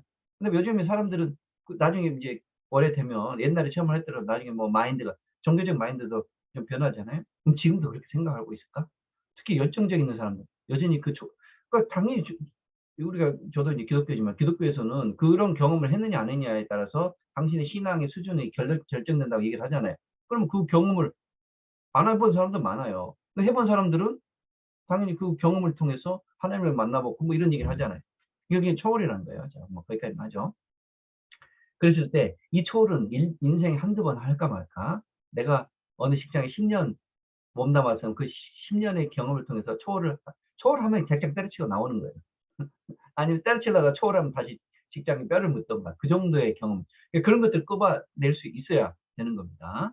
그런데 그게 쉽지가 않은 거죠. 현상에서 얘기하잖아요. 그런 것들에 그게 될 수 있을 만한 주제를 찾아서 그것을 우리가 인식할 수 있을 만큼 깊이 있게 인터뷰를 하고 인터뷰 내용들을 내가 깊이 있게 탐구하면서 그걸 발견해내는 작업들이 필요하다. 자, 이걸 제가 설명하고 나면요, 현상학은 내가 접어야 되겠다는 생각이 드실 겁니다. 근데 일단 자, 제가 뭐 이거 다 일단은 그래서 반성을 하고 본질직관하고 다 알죠? 현상학적 환원. 현상학적 환원은 제가 설명이 좀 필요할 것 같은데 뭐예요?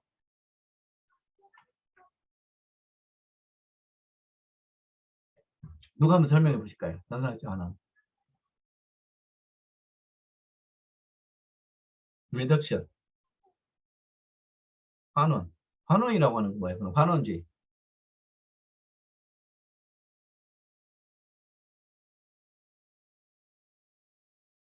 환원주의. 여러분 이거 약간 뭐 좋은 사례가 아닌데 제가 지난 학기 때 예?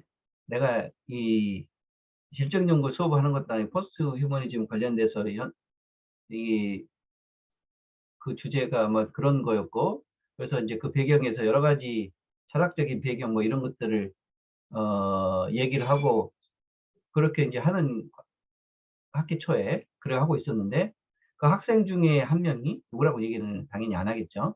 학생 중에 한 명이 그 질문을 하더라고요. 그러면서 이제 본인이 생각기에 환원주의는 그게 아니다라고 얘기를 하는 거예요. 그래서 뭐 질문하고 학생들이 그렇게 생각하는 거는 뭐 충분히 그럴 수 있으니까. 그러고 나서 이제 쭉 계속 이제 설명을 알았다면서 이제 계속 설명하고 나가는데 또 이렇게 이제 질문을 하면서 또 자기가 생각이 다르대요. 응? 근데 그분이 여기서 어이가 없어서 그분이 알고 보니까 백그라운드가 컴퓨터 공학을 했대요. 석사까지. 요거 박사 과정을 온 거예요. 다른 쪽으로 이제 우리 전공은 아니고 다른 쪽에 전공을 온 거예요. 그 약간 나이가 드신 분이 나중에 물어보니까 어느 학교에 고등학교인지 뭐 고등학교 교장 선생님이래. 그 자연과학, 컴퓨터 공학을 하고 교육학을 와가지고 현재 교장 선생님으로서 이 수업에 이 박사관이 이 수업에 들은 거예요. 그러면서 이제 내가 이런 얘기를 하는데 환원주의 얘기가 나와서 이 환원주의 얘기 때문에 그런 거예요. 그러면서 본인이 생각하는 환원주의가 그게 아니래. 그걸 막 나한테 이제 처음에 질문을 할 수 있지만 내가 이렇게 설명을 하고 이렇게 이제 쭉쭉 다른 이제 얘기로 넘어가는데 계속 그걸 이제 이게 따지고 묻는 거예요. 그래서 아니, 자, 본인은 내가 학교 교장이고 교육을 20년, 30년 했고 자연과에서 환원주의가 다루잖아요. 그러다 보니까 내가 뭘 좀 안다고 생각하는 거예요. 그리고 내가 약간 젊어 보였는지 교수가 되게 우습게 보였는지 교수는 잘 모르겠다라고 생각하면서 자꾸 이제 딴지 걸듯이 질문을 하는 거예요. 그래서 내가 선생님 그러면 선생님 논문이라도 한 편 써봤냐고 누가 그러더냐고 그렇게 주장하는 근거가 뭐냐고 누가 논문이라 그 관련 논문이라 한 편 써보셨냐고 했더니 이제 기분이 나쁘셨나 왜냐면 논문 한 편도 안 썼겠지. 그런 거에 대해서 뭔 논문을 써보냐고 지금. 그 하여튼 요는 그러다가 뭐 하다가 그러니까 이게 학교에 계신 분들이 교장쯤 되면 본인이 공부를 한 거는 뭘 공부를 했겠어요? 학문에 대해서. 예? 30년, 40년 논문을 몇 편을 써봤냐고요. 공부를 제대로 해봤냐고요. 컴퓨터공학이라며 철학도 한 것도 아니고.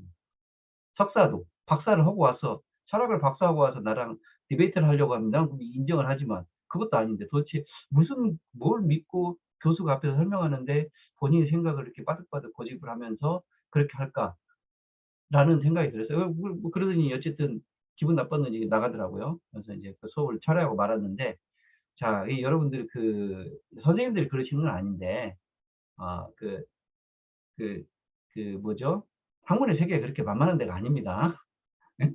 자, 환원이라는 건 뭐냐면, 환원주의잖아요, 환원주의. 현학적 환원을 하라는 거예요. 원래는 환원주의가 되게 부정적인 의미로 쓰이는 용어입니다. 사회과학에서는. 왜냐하면, 환원주의는 뭐냐면요. 어떤 것에 일어나는 근본 원인을 여러 가지가 원인이 있을 수 있잖아요. 인과관계. 세상에서는 굉장히 수많은 복잡한 일들이 있는데 그 각각의 사건들은 원인과 결과 이렇게 인과관계를 설명하려고 이제 자연과학에서 주로 하잖아요. 인과관계 설명한단 말이에요. 그렇죠? 그런데 다양한 사건들이 또 다양한 원인들이 있을 수 있겠죠. 그렇죠? 우리가 사회과학에서 그런 것들 연구를 해요. 어떤 원인에 어떤 결과가 나타나는가. 그렇죠? 그런데 환원주의는 수많은 원인들이 있는데 그거 말고 표면적인 원인 말고 되게 근본적인 원인으로 돌아가서 설명하려고 하는 게 환원주의입니다. 그죠? 그래서 비유를 들자면 여러분 여기서 제 손을 꽂아 보세요. 이렇게 손을 꽂으면 자, 손을 꽂아 보세요. 어디가 아픕니까? 제가 손가락을 꼬집고 있어요. 어디가 아픈가요?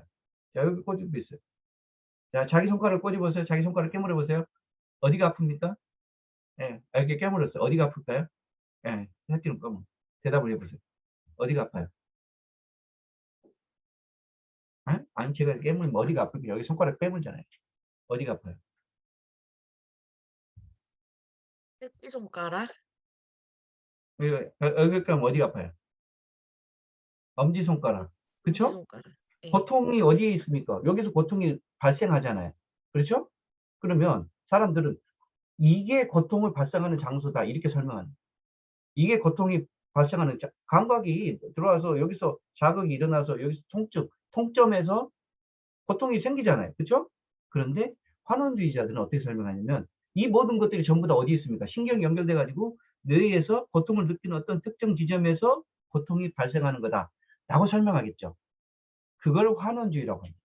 그러니까 그렇죠? 그렇게 얘기하면 사람이 어디에 통증이 있든지 모든 것들은 전부 다 어디에 뇌로 비결돼서 여기서 통증이 일어난다고 설명하는 게 가능하잖아요. 틀린 얘기 아니죠? 그러게 환원주의적으로 설명하는 거예요. 그런데 사회학이나 다른 분야에서는 아니 그렇게 얘기하면 이게 뭐예요? 얘는 뭐예요? 이 모든 고통을 직접 느끼는 이 표면들은 뭐 아무것도 아니라는 거예요? 이런 생각이 들잖아요. 그래서 그렇게 환원시켜서 하는 것은 별로 좋은 태도가 아니다라는 얘기를 하는 거예요. 자, 다시 하는 좀 쉬운 예로 부부싸움을 하잖아요. 부부싸움. 그러면 어디로 환원됩니까? 부부싸움을 하면 부부싸움과 20년, 30년 살다 보면 많은 부부싸움을 해요. 그럼 어디로 환원되냐면 결국 당신이 말이야. 당신 어머니가 내 결혼할 때 제대로 결혼 반지도 안 해주고 자기 남편이 집도 안 해주고 그래서 이런 문제가 생긴 거 아니야? 라고 환원되죠. 그게 환원주의예요. 20년, 30년 지나가지고 어떤 문제가 생겨가지고 그 문제 때문에 티격태격해요. 그럼 그 문제를 해결하기 위해서는 요 문제를 만들었던 티격태격하게 되는 근본이 되는 요 최근의 문제점을 짚고 넘어지면서 요걸 가지고 해결해야 문제가 해결되는데 그렇지 않고 어디요? 30년 전에 결혼했을 때 시부모가 뭘 잘못했던 요것을 시부모뿐만 아니라 친정어머니도 달라. 이것을 가지고 트집을 잡기 시작하면 문제 해결이 됩니까? 안 됩니까? 안 되잖아요. 그게 환원주의예요. 그렇죠? 근데 사실 어떻게 놓고 보면 그게 완전히 영향이 없거나 틀린 말은 아니잖아요. 그렇죠? 자, 그런데 그래서 환원주의는 일반적으로 학문에서 사회과학에서 이래서는 그렇게 환원주의적 태도를 취하는 것을 별로 안 좋아해요. 왜냐? 그렇게 되면 문제 해결이 안 되니까. 그냥 근본으로 태어나기 전까지 돌아가야 되잖아요. 그럼 우리가 뭐 지금 이게 해결을 할 수가 없잖아요. 그런데 현 상황에서는 어떻습니까? 본질을 탐구하는 거죠. 그래서 가능하면 현상학적 환원을 해서 이렇게 겉으로 드러나는 이 문제의 본질점, 출발점이 무엇인지를 생각을 해내는 것이 중요합니다. 이해가 되시죠? 그래서 현상학에서는 현상학적 환원을 해서 진짜 근본적인 출발점이 무엇인지를 한번 끄집어내보자 라는 시도를 하는 겁니다. 자, 그래서 이제 이렇게 쭉 단계를 걸치고 분석 절차 이렇게 하는 겁니다. 분석 절차. 요거는 말 그대로 분석 과정의 절차예요. 아까 앞에서는 전체 연구의 문제를 인식하고 하는 질문하는 그런 것들 포함이잖아요. 요거는 분석 단계에서 절차 얘기하는 겁니다. 쭉 이렇게 합니다. 이거 봐도 잘 모르겠죠? 어? 이렇게 내가 현사 공부를 하실 거면 내가 이렇게 디테일하게 설명하겠는데, 현사 연구를 할 것도 아닐 것도 아닌데, 내가 이거 아무튼 이런 거예요. 나중에 질문 있으면 물어보세요. 이렇게 디테일하게 하는 거예요. 그리고 이제 자료 분석 방법 중에서 크게 네 가지가 있다는 거예요. 네 가지가. 크게 네 가지. 지오르기, 여기 콜렛지, 그다음에 여기 벤캠, 그다음에 벤매넌, 이렇게 네 가지 방법론들이 있어요. 자, 이 방법론들을 가지고 각각 이 중에서 하나를 선택해 가지고 하는 거예요. 선택해 가지고 자, 이렇게 크게 비교를 해 봤을 때 디테일이 뭔가 여러 가지 다른 것 같지만 실질적으로는 뭐 이 네 단계예요. 좀 뻔하죠. 자, 인터뷰를 하고 인터뷰 내용들을 전수하는 것을 있는 그대로 연구자가 한번 읽어보면서 여기서 주제를 끄집어내는 작업을 하는 거예요. 주제를 규명하고 의미 있는, 그래, 이건 굉장히 의미 있는 얘기야. 그런 것들을 끄집어내서 이제 뒤에 문장을 분석을 하는 겁니다. 그 다음에 그걸 정리하고 범주화 작업을 하고 마지막에 내가 연구하고자 하는 현상을 중심으로 왜 이렇게 됐고 왜 이 사건이 일어났고 이때 가해자와 피해자는 그전부터 어떤 일이 있었고 가해자의 배경과 피해자의 배경이 어떤 거고 가해자가 얘가 이때뿐만 아니라 옛날부터 계속 이런 폭력 성향이 있었고 남을 괴롭힌 성향이 있었고 뭐 이런 것도 있겠죠. 근데 여기 와서 만만한 애를 만나니까 더 이게 더 크게 일이 벌어졌고 이런 식으로 하는 것들을 기술하면서 결국 자기가 하고자 하는 주제가 있을 거 아니에요. 그죠? 학교 폭력이더라도 이 폭력을 어떻게 다룰 것이냐에 대한 주제가 다를 수 있습니다. 세분화하시면. 그래서 그런 것들을 기술하는 거다라고 보시면 되겠어요. 그리고 이제 뒤에 나오는 사례들은 지적 사례 뭐 이런 사례들이에요. 사례를 보면서 자, 요거 한번 보시면서 누가 한번 설명을 해보세요. 우리 장미도 선생님이 한번 이거 어떤 연구 같으세요?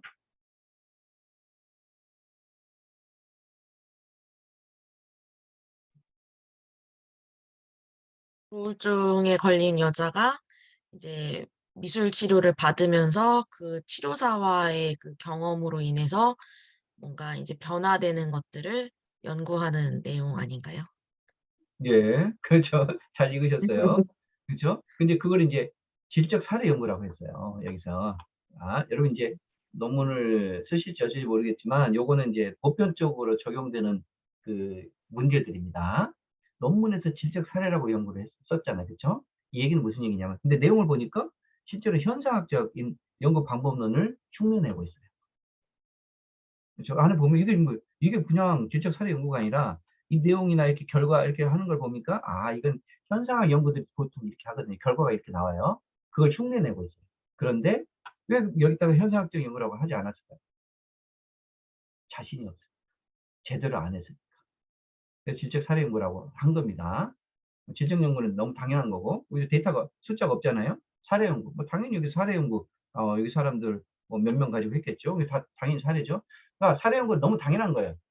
타이틀에다 그거를 어, 굳이 쓸 필요는 없는데 이게 뭐 어떤 경우는 뭐 그냥 쓸 말이 없어서 쓰기도 하고 막 그렇습니다.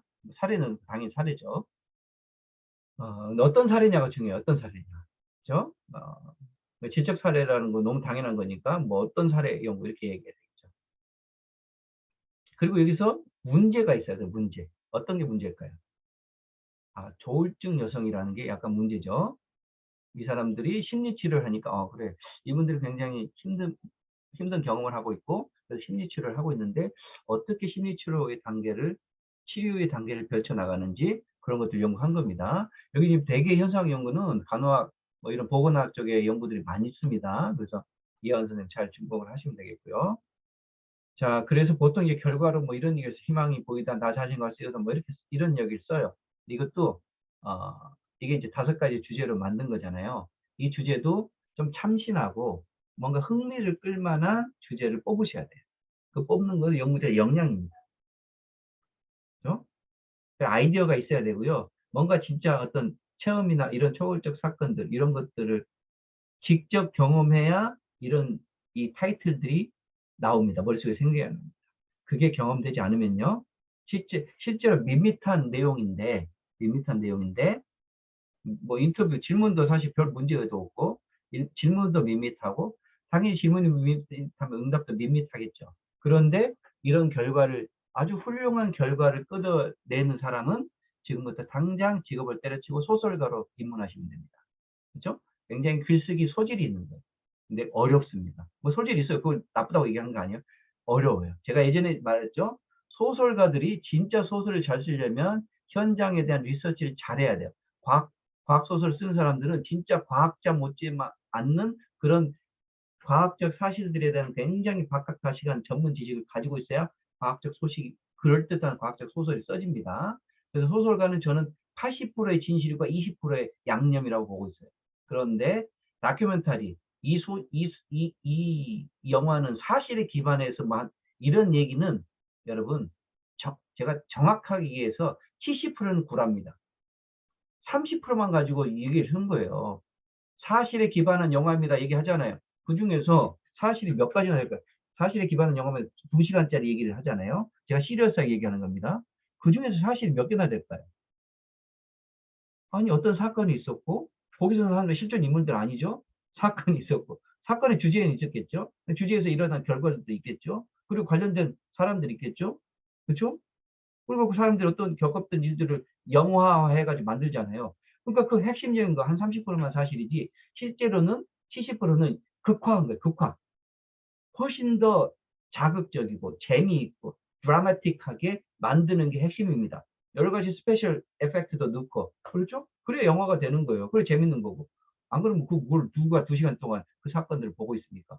그렇죠? 그게 결국 보니까 영화 실제라고 하는 것들은 실제라고 연구로 결과로 나타난 것도 마찬가지예요. 실제 연구 결과로 나타난 것들 그중에서 100% 믿을 게 아니고 그냥 아주 작은 부분만 이 발견했구나 이 정도만 받아들이면 된다는 거예요.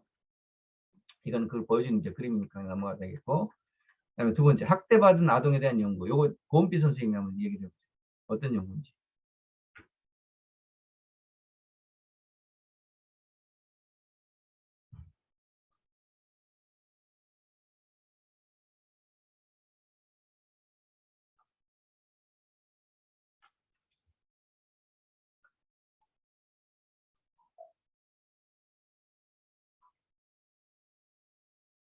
고은비 선생님 학대받은 아동에 대한 연구.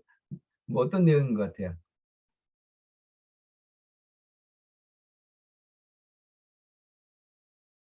소리가 안 나나요? 제가 할게요. 말 그대로 다음에 하세요. 말 그대로 여기 제목이 이대로예요. 학대받은 아동에 대한 현상학 연구. 그러니까 아동이 학대받은 거에 대해서 현상학적 연구하기 때문에. 그러니까 학대받은 아동이라고 하는 건 굉장히 이제 시리어스한 어떤 사건이고 이슈이기 때문에 흥미롭습니다. 현상학적 연구로 할 만한 깊이는 있긴 해요. 그런데 내용을 보니까 어떤 현상학적 연구 방법론을 썼는지가 되게 좀 애매해요. 그런 것들 별로 없고 그냥 세분법 자세하게 나눠서 분석했다. 뭐 이 정도 내용 검토했다. 의견 교환했다. 내 해석이 맞는지 안 맞는지 뭐 의견 교환했다. 뭐 이런 정도만 얘기하고 있고 어쨌든 내용을 이렇게 분류를 했어요. 이 주제들 쭉 분류를 하고 그중에서 이걸 섞어가지고 뭐 묶어가지고 본질적 주제를 묶은 거예요. 자, 이게 뭐예요? 학대받은 아동들에 대해서 연구를 하니까 본질적 주제가 이렇게 나왔던 거예요. 이거 어떻게 해석해야 될까요?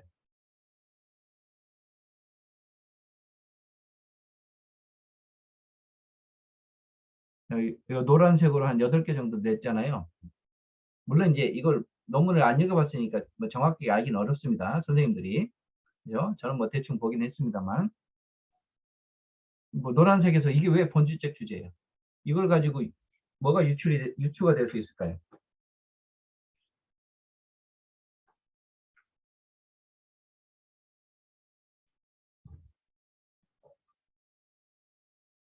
응? 아니 학대받은 아동이 부모에 대한 보호와 정당화, 나의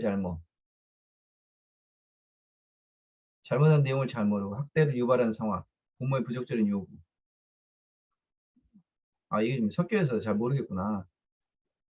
어, 저도 정확히 기억은 안 나는데 이게 아동들에 대해서 연구를 했는지 부모와도 같이 연구했는지 아마 그러니까 부모랑 같이 인터뷰를 했다는 얘기는 없었어요. 아동들에 대해서 일단 인터뷰를 해서 이게 아동들의 얘기입니다. 아동들의 얘기 정리한 거예요. 응? 그러니까 결국 뭐냐면 학대받은 아동들은 나중에 어렸을 때 학대받았는데 나중에 와서 이제 애들이 뭐 트라우마도 있고 상처도 있고 뭐 심리적으로 삐뚤어지고 이럴 거 아니에요. 그쵸? 그 상태를 이제 이 번지적 주제로 끄집어낸 거예요. 나의 잘못을 생각한다는 거 아이들은, 아동들이. 그쵸?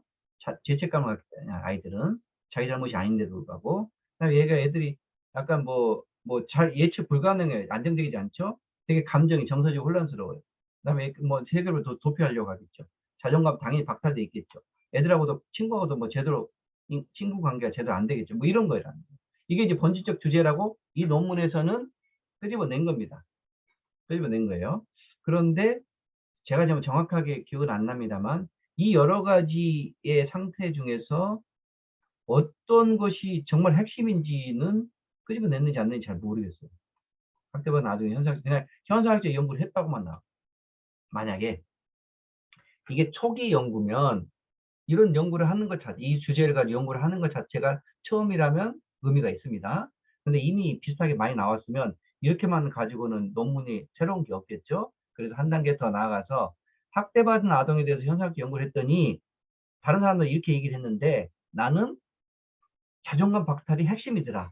라는 연구를 해야 새로운 게 연구가 되는 겁니다. 그러면 이 자존감 박탈이 핵심이라고 연구자가 찾았으니까 연구자가 연구 대상을 가지고 깊이 있게 연구한 결과 찾은 결론이 이게 중심이라는 거예요. 그러면 그 중심부를 어디다 놔요? 제목에다가 달 확률이 높겠죠. 그렇죠? 제목에서 그게 달려 있으면 제목만 봐도 여러분 잘 기억하세요. 저 같은 사람은 제목만 봐도 이게 어느 정도 깊이까지 연구되는 것인지를 금방 안다고 말씀드렸죠. 이렇게 되게 표피적으로 나온 것은 깊이 있는 논문이 아닌 거고요. 여기 제목에 구체적인 것으로 나와 있는 것은 그만큼 구체적인 것까지 다루어진 논문이다. 라고 얘기할 수 있습니다. 거의 99.9% 확률로. 근데 만약에 깊이 있게 연구했는데 이 앞에 타이틀을 달지 않는 것은 뭐예요? 저자 잘못이에요. 달아주는 게 중요하다는 거죠. 달면 되는데 왜 안 달아요? 그게 중요하면 달겠죠. 근데 뭐가 중요한지 모르니까 이 8개 중에서 뭘 달아야 돼요? 모르잖아요. 그러니까 그냥 막연하게 쓴 겁니다. 자, 그리고 여기서 아이들이 이런 얘기를 하잖아요. 이런 사례들을 논문에서 그대로 인용하는 거예요. 여기 욕도 있잖아요. 욕도. 그렇죠? 이런 것들을 인용하는 이유가 뭐예요? 논문에. 사람들이 있는 그대로, 아이들이 응답 있는 그대로 논문에 다는 거예요. 그게 다는 이유는 이런 용어를 표현하는 것이 뭔가 되게 관념적이고 뭐 추상적인 걸 용어로 설명하는 것보다는 훨씬 더 생동감 있고 그 아이의 마인드를 보여주는 생생한 증거가 되죠. 그래서 다는 겁니다. 그다음에 세 번째. 자유선택 활동. 이거 설명을, 이거 동영상에서 이거 하던가요, 안 하던가요? 다 했죠. 그렇습니다. 하긴 했죠. 그쵸? 예. 그럼 굳이 안 해도 되는데 왜 자꾸 이거 듣고 계세요? 자, 이게 다 한 거예요. 자, 질문하세요. 질문. 내가 했죠. 했는데. 자, 했어요. 자, 아무튼. 자, 이런 것들, 이제 변면하는 방법론들이 이렇게 좀, 뭐죠? 여기 그걸 적용했다고 하고, 이건 되게 디테일하게 잘 나온 연구에서 이렇게 소개하는 거고요. 판단 중지해야 되고. 또 이런 돌봄의 용어들을 다시 한번 해석하고, 이런 속담도 잘 활용하고, 문학 작품도 잘 활용하고, 이렇게 얘기하는 거고요.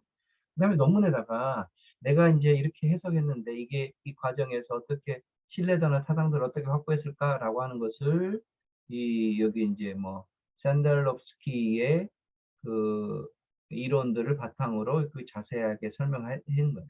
논문에서 이렇게 디테일하게 설명을 하고 있습니다. 이렇게 디테일하게 설명하는 것은 안 한 것을 이렇게 하기가 어렵겠죠.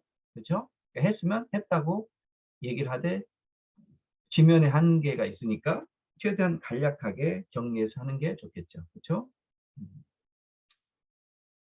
뭐 그런 거고요. 그다음에 외국에 뭐 별로 좋지 않은 사례지만 여러 가지 사례들이 있어요. 예. 그래서 이런 사례들을 통해서 이제 뭘 할 수 있는 거고. 자, 잠깐만요.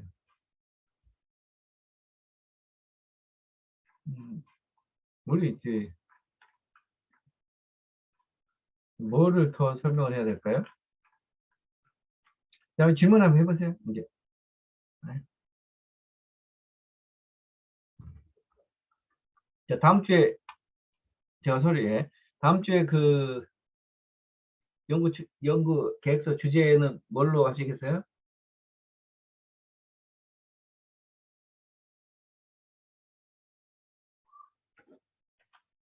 뭐 그거만 얘기하고 마무리하죠.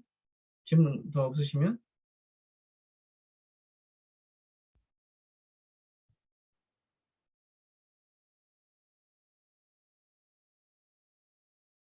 어떤 연구 주제?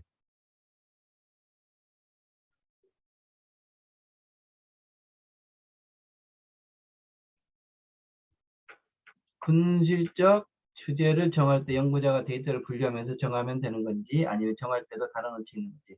네. 데이터를 이제 일단 가설이 좀 있어야 되겠죠. 뭔가 생각이 있다는 겁니다. 되게 대략적인 방향성이 있는 거예요. 없이 하기면 논문 쓰기가 쉽지 않아요. 일단 대략적으로 뭐 어떤 얘기를 하고 싶다라는 게 있는 거고요. 인터뷰를 하다 보면 이제 데이터가 나오잖아요. 응답 자료 나오면 그것을 쭉 분류하면서 정하면 되는 거죠. 글쎄, 내가 생동감 있는 질문하고 생생한 답변을 받아내면 정말 깊이 있는 토론을 하면 되게 속의 얘기를 이렇게 쭉 터놓는 그런 경험을 할 수 있습니다. 그런 것들이 중요해요. 일상적으로 되게 막 기계적으로 질응답하는 것에서는 현상학적인 분석을 위한 제대로 된 답변을 얻어내기 어렵고요. 되게 깊이 있게 들어가야 돼. 깊이 있게. 서로 이게 이런 그 서먹서먹한 것들을 다 터야 되고, 그러니까 이제 동종업계에 종사하는 사람들은 더 얘기하기가 편하겠죠. 교사들이 교사들 현상 연구하거나 간호사들이 간호사들 연구하거나 이랬을 때는 훨씬 서로 동종에 있으니까 뭐 소견 얘기를 충분히 잘 할 수 있잖아요. 근데 외부자가 갑자기 와가지고 이런 질문을 하면 당연히 그런 얘기를 자세히 하겠습니까? 그렇죠? 이게 되게 민감한 얘기를 하는 거예요. 깊이 있는 얘기하는 거고 막 자기가 막 이걸 남한테 얘기하기 어려운 얘기, 이 초월이라는 게 그런 거잖아요. 이런 얘기를 하는 거예요. 상담하듯이 하는 겁니다. 상담하듯이. 깊이 있는 상담하듯이. 그러니까 당연히 그 내용을 논문에 실을 때도 프라이버시나 이런 것들을 당연히 조심해야 되고, 근데 그런 얘기를 얻어내기까지는 당연히 굉장히 밀도 있는 그 래퍼 형성이나 이런 것들이 필수적이겠죠. 그래서 그게 잘 된 상태에서 응답이 나오면 분류하면서 주제, 어떤 게 핵심인지를 끄집어내는, 발견해내는 거예요. 그래서 발견해냈을 때 연구자는 그래, 맞아, 내가 생각했던 게 맞았어. 바로 이거였어. 이런 경험. 아니면 그래, 이것까지 내가 미처 생각하지 못했는데 이런 면도 있었네. 이런 것들 끄집어내는 거예요. 그렇죠? 그리고 이거는 내가 생각했던 거하고 전혀 다른데 이게 아닌데 라는 게 있을 수도 있어요. 그럼 그렇게 하면 어떻게 할까요?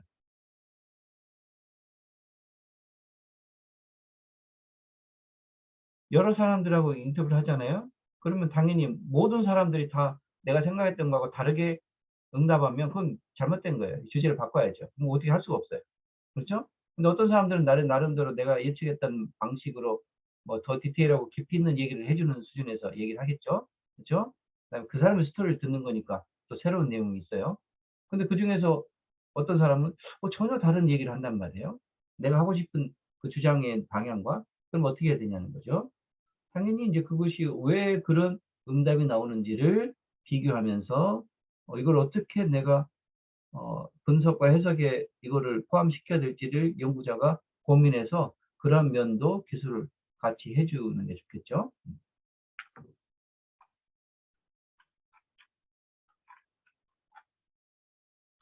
네. 또요? 다른 분들 또 질문.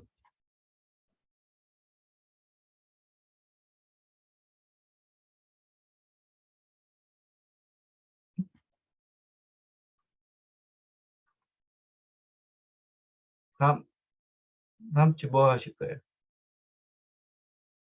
다다음 주. 다음 주가 아니라 다다음 주.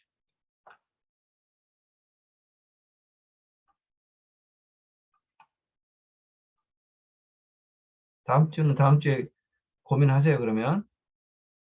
응? 응? 근데 지금 얘기를 해야 도움을 받지. 나중에 계속 고민하게 돼요. 어? 지금 얘기해서 도움 받는 게 낫지. 뭐 나중에 끝나고 생각한다고 갑자기 생각이 나나요?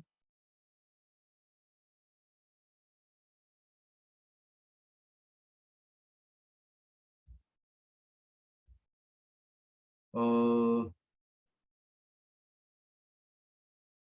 그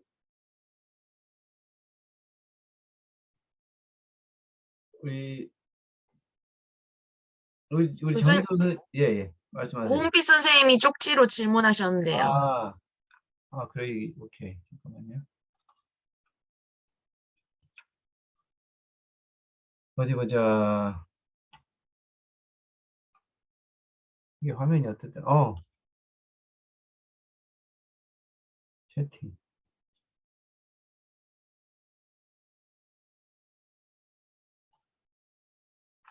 이게 왜?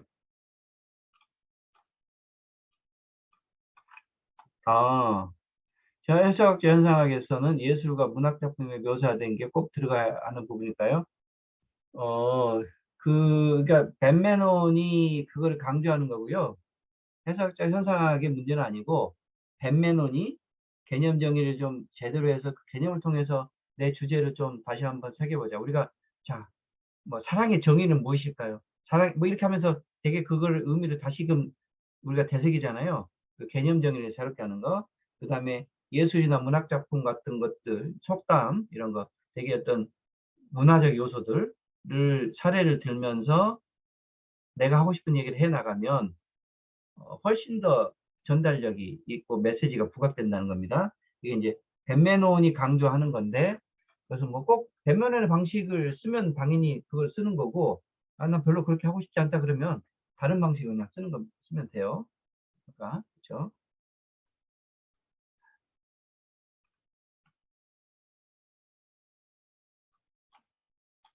그 우리 장미선 선생님은 교육과정 뭐 교사 교육 뭐 이런 것들 연구를 하고 싶다고 그러셨잖아요.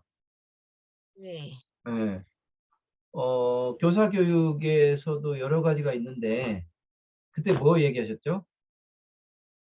네, 교수님이 조금 주제가 너무 티피컬하다고 하셔서 네. 저번 주에 그 전라북도 교육청에 네. 그 미래 교육에 관해서 이제 전라북도 교사들의 음. 담론 분석을 하고 싶다 네네. 했는데 제가 이제 교수님이 자료 찾아보라고 해서 찾아봤는데 네. 미래 교육에 대한 계획은 아직 정식으로 발표된 게 없고 이제 뭐 음. 미래 학교에서 이제 네. 미래 교육 역량을 이렇게 발표한 게 있더라고요. 전라북도 교육청에. 네네. 그래서 혹시 전북의 미래 교육 역량에 관한 교사 담론 분석도 되나요? 뭐 가능할 것 같아요.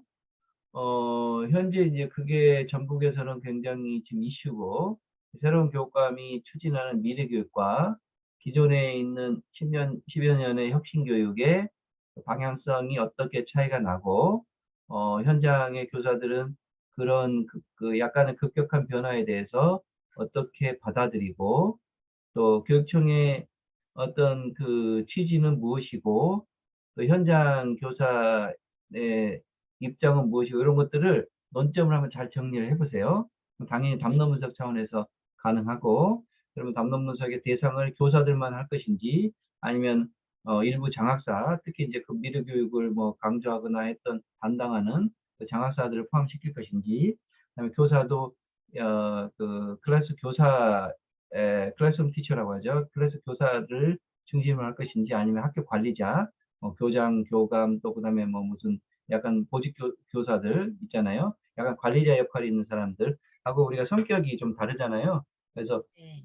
이 정책에 대해서 교육청의 입장, 우리 뭐 교육감의 예를 들어서 연설 가지고 담론 분석할 수도 있는데 이게 어려우니까 못하는 거예요. 할 수도 있습니다. 방법론도 있고. 근데 교육감 얘기를 할지, 교육청의 관료들의 얘기를 할지, 아니면 학교 관리자의 입장에서 얘기할지, 일선 교사 입장에서 할지, 이렇게 층위들이 다를 텐데, 그 각각의 입장들마다 뭐 비교할지, 아니면 뭐 그건 잘 모르겠고, 교사 입장에서만 분석할지, 그러면 교사도 좀 분류를 해야 되겠죠. 그렇죠? 우리가 그냥 단순하게 뭐 그룹 5명만 가지고 막 하면, 이거 도대체 누구한테 나와서 이게 어떤 이 입장들이, 이 목소리들이 도대체 어떤 데서 나오는 것이냐를 되게 분석하는 틀을 잡기가 어려워, 기준을 잡기가 어렵기 때문에 우리가 비교를 하는 거예요. 비교를 꼭 굳이 하려고 하는 게 아니라, 그다음에 비교를 통해서 컨트라스트, 대비를 하는 거예요. 대비. 어널러지도 가능하고 비교, 대조가 가능하죠.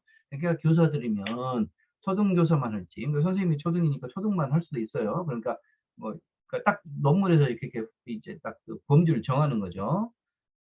초등만 할지, 아니면 초등에서도 뭐 이런 얘기를 했겠지만, 초보 교사를 통해서 할지, 아니면 약간 10년차 이상을 할지. 10년차 이상은 약간 기존의 그 혁신 교육에 좀 물들었던 사람일 거고, 아니면 또 새로운 분들은 또 뭐 그렇지 않은 분들일 거고, 그래서 이거 두 가지를 비교할 수도 있고, 뭐 어쨌든 충분히 가능합니다. 논점을 잡으셔야 돼요, 논점. 논점이라고 하면 교육청에서는 결국은 혁신 교육을 통해서 하고 싶은 얘기가 무엇인지를 캐치해내야 돼요. 그런데 그 논점은 문서, 발표하는 공적인 문서에서는 문서를 통해서 분석할 수도 있어요.